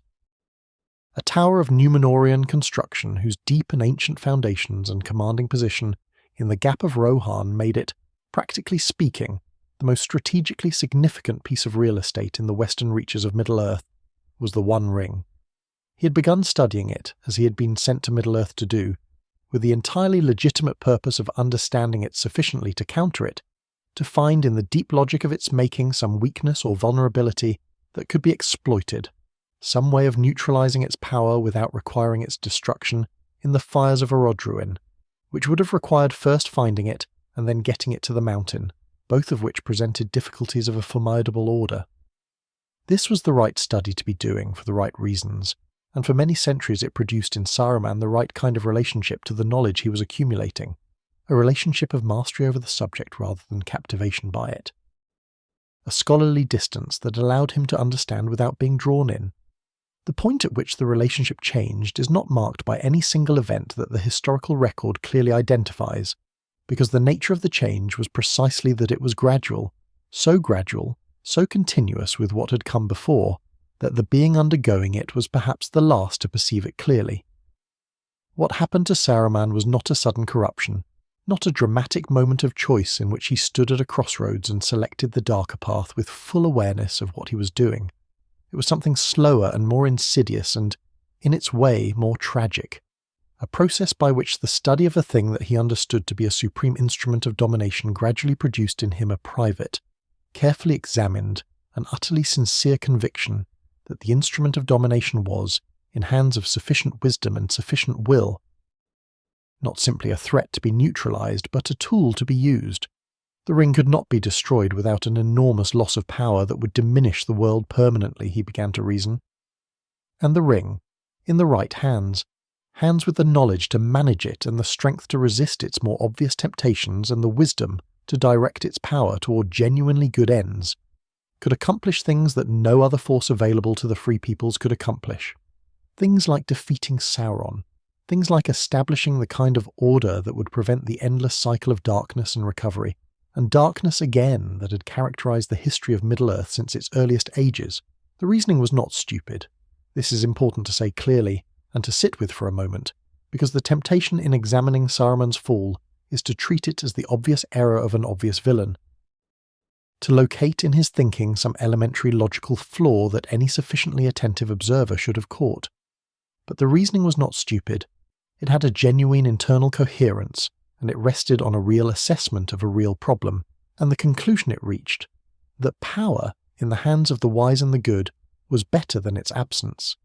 is a conclusion that has been reached by extremely intelligent and extremely well-intentioned beings throughout the entire history of every world in which intelligent beings have existed and have had to decide what to do about power. The flaw in the reasoning was not a logical flaw, but a moral one,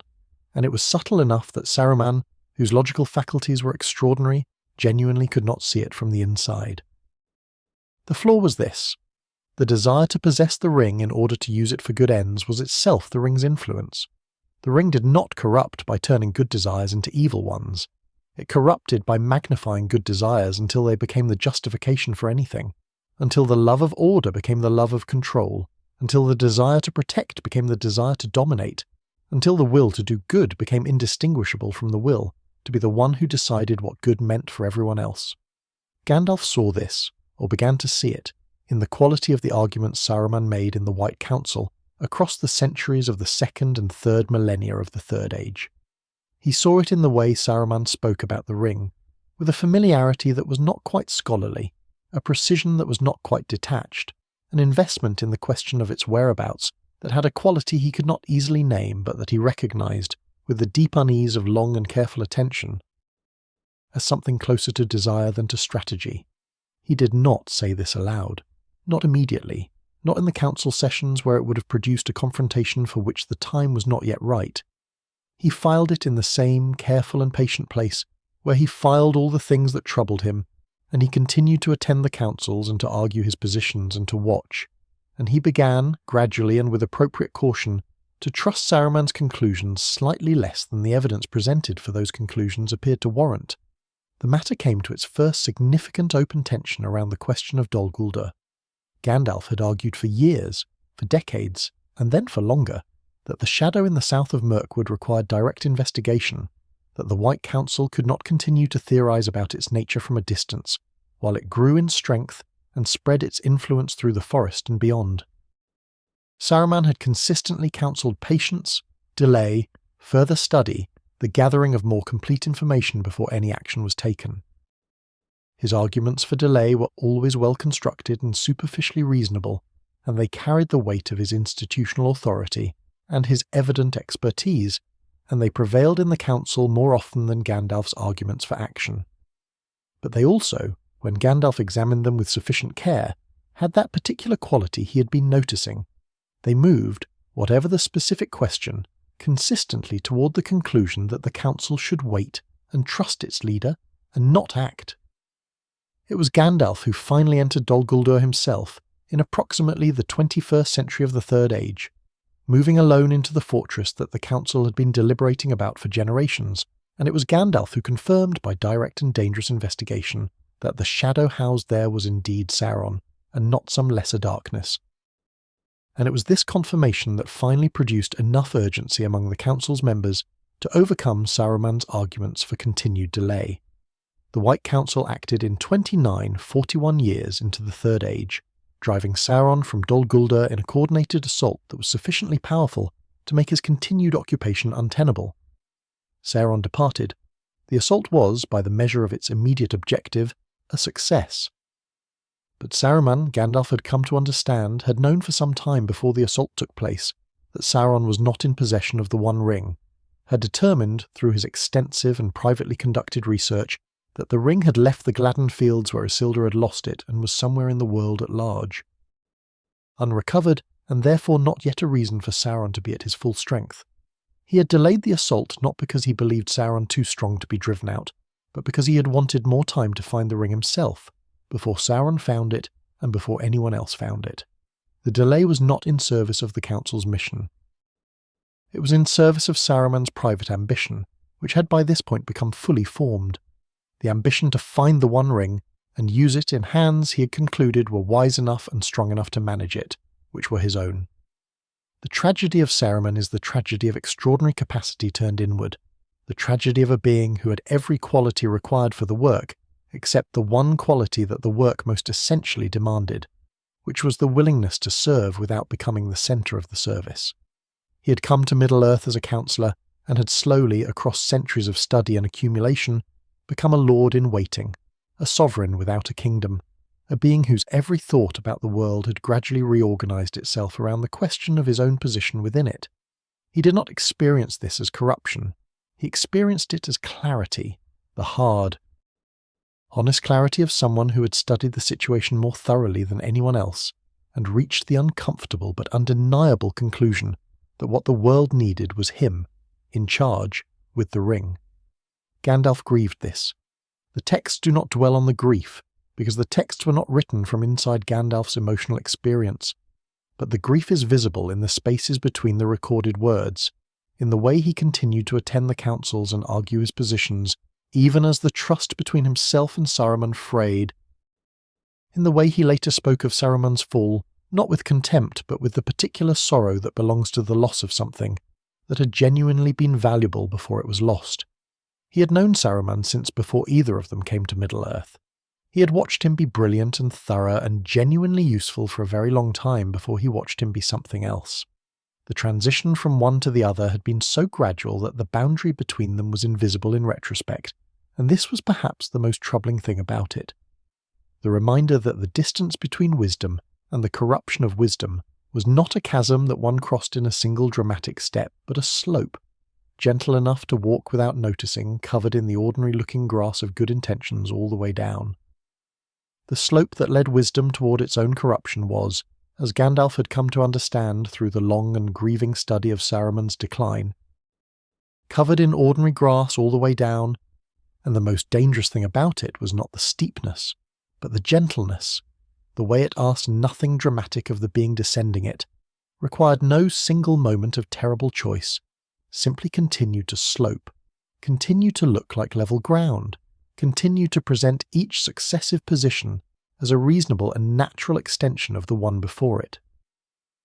Saruman had walked that slope across centuries,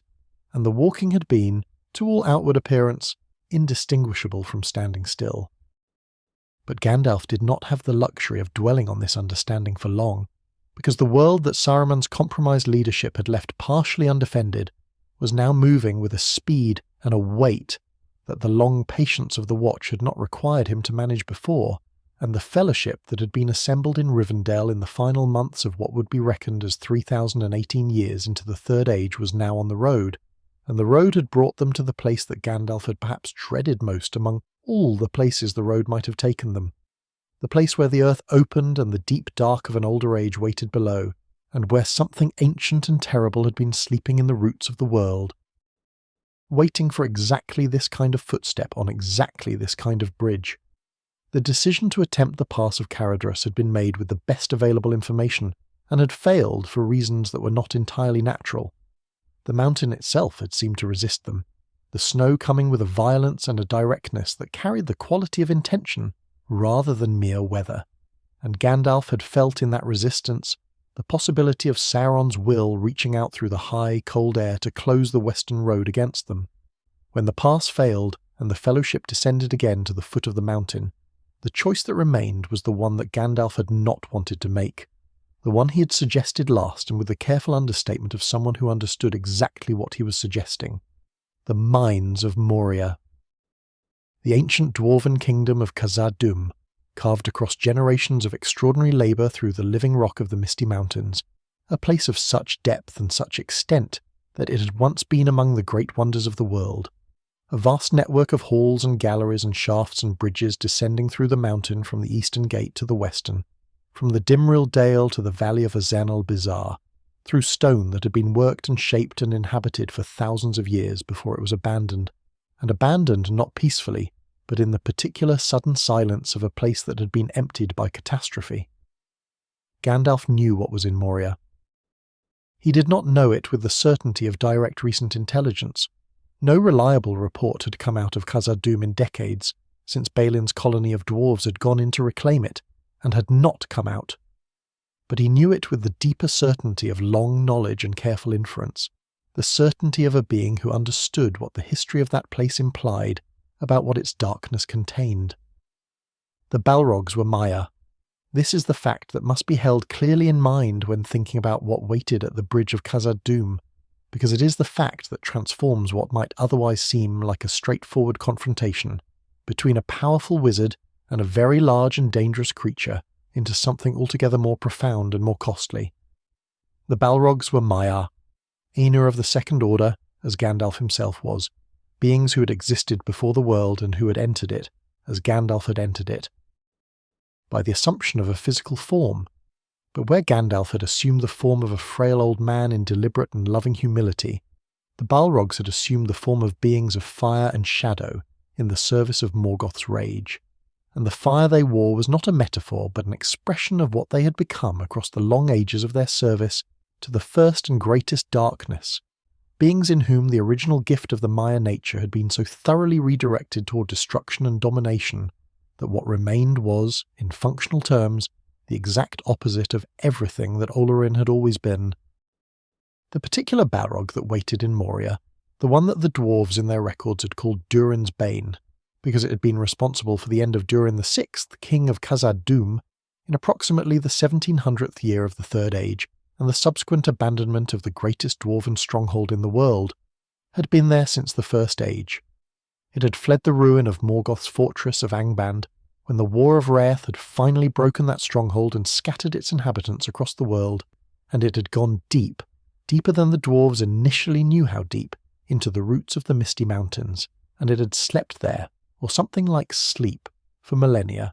a vast and terrible patience that was nothing like Gandalf's patience, nothing like the warm and watchful stillness of a being attending lovingly to the world,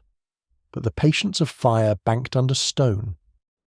of rage contained by the simple absence of anything to direct itself against. When the dwarves of Khazad-dûm dug too deep in their search for Mithril, they found it, and what followed was swift and total, and beyond any capacity of theirs to resist.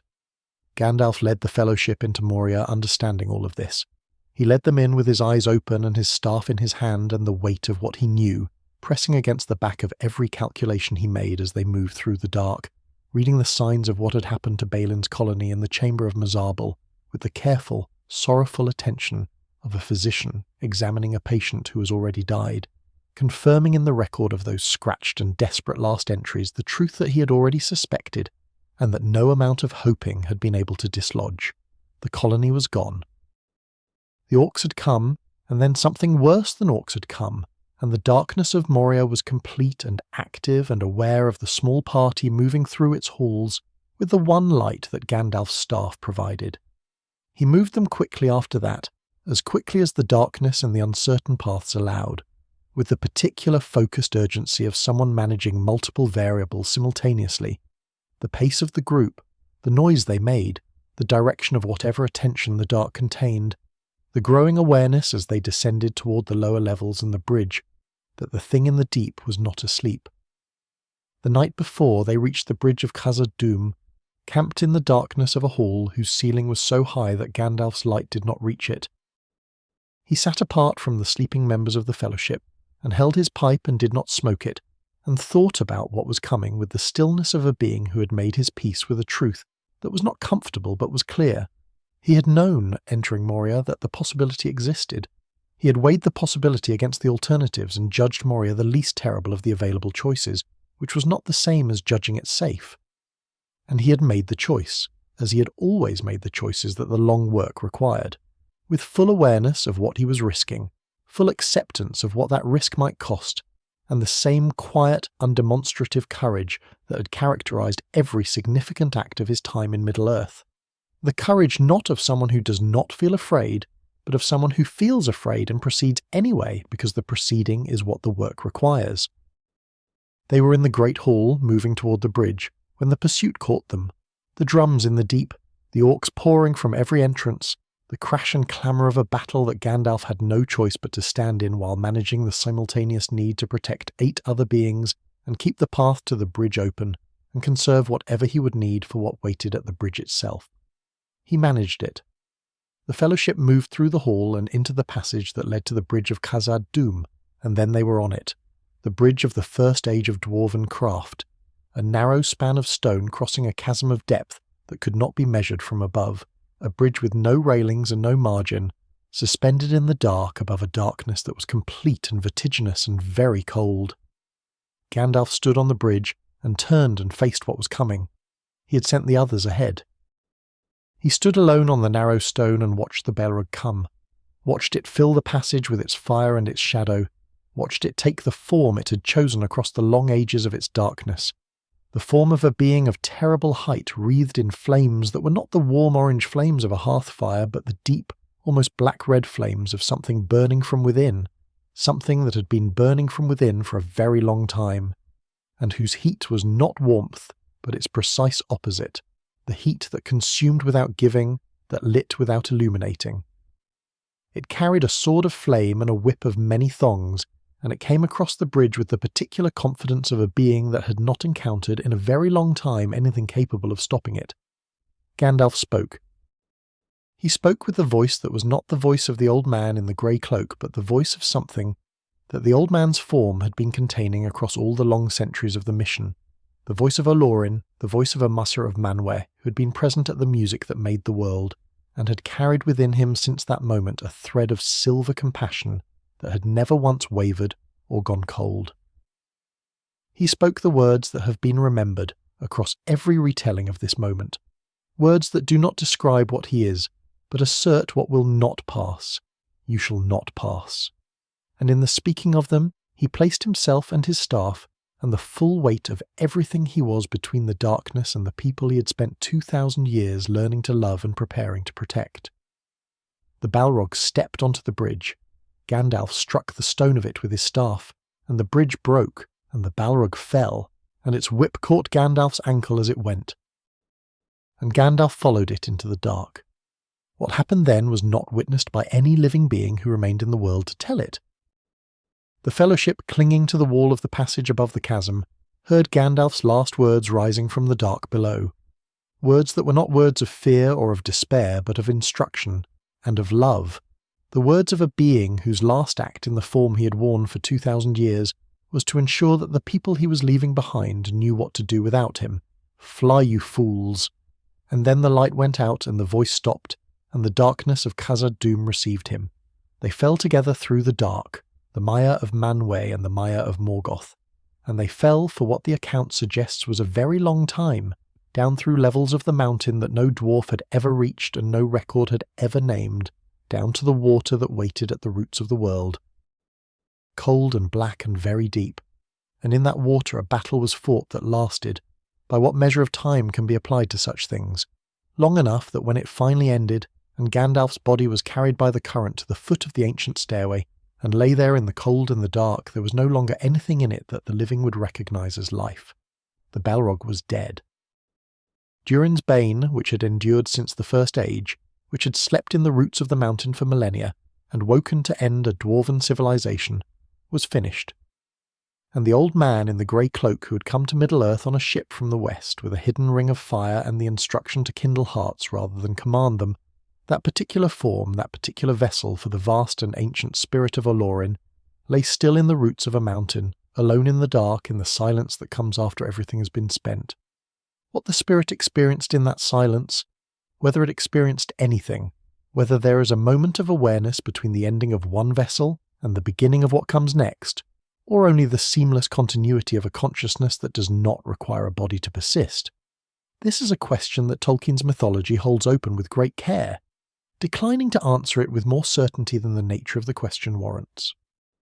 What the mythology does tell us is that the spirit did not leave the world, that something remained, or returned, or was sent back, and that the distinction between these three possibilities matters enormously, and is worth sitting with in the quiet, in the particular quality of stillness that belongs to the space between one breath and the next, in the dark that always, if you are patient enough, and still enough, and willing to simply wait without demanding that the waiting resolve itself on your schedule, eventually gives way to something that was always going to be there on the other side of it. And so the dark gives way, as it always does, for those patient enough to wait without demanding the terms of the waiting. You have travelled a very long road tonight. Not the road of battles or of kingdoms won and lost, but the deeper road, the one that runs beneath all of those things, through the oldest music and the quietest choices, through the patience of a being who loved the world so completely that he was willing to become small within it, to wear the grey cloak and the worn boots and the unhurried manner of someone who had nowhere urgent to be, even when everything was urgent, even when the darkness was very close. What Gandalf carried was not power.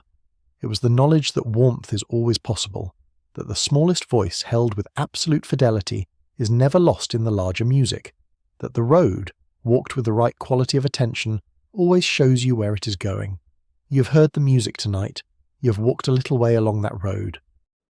And now the fire is low and the stars are very clear, and the world outside is quiet in the way that the world becomes quiet when something very old and very gentle has passed through it, and left it, in some small but irreversible way, warmer than it found it. Rest now. The watch is over. The grey pilgrim has gone into the west, and all is well, and all shall be well, and the road goes ever, ever on.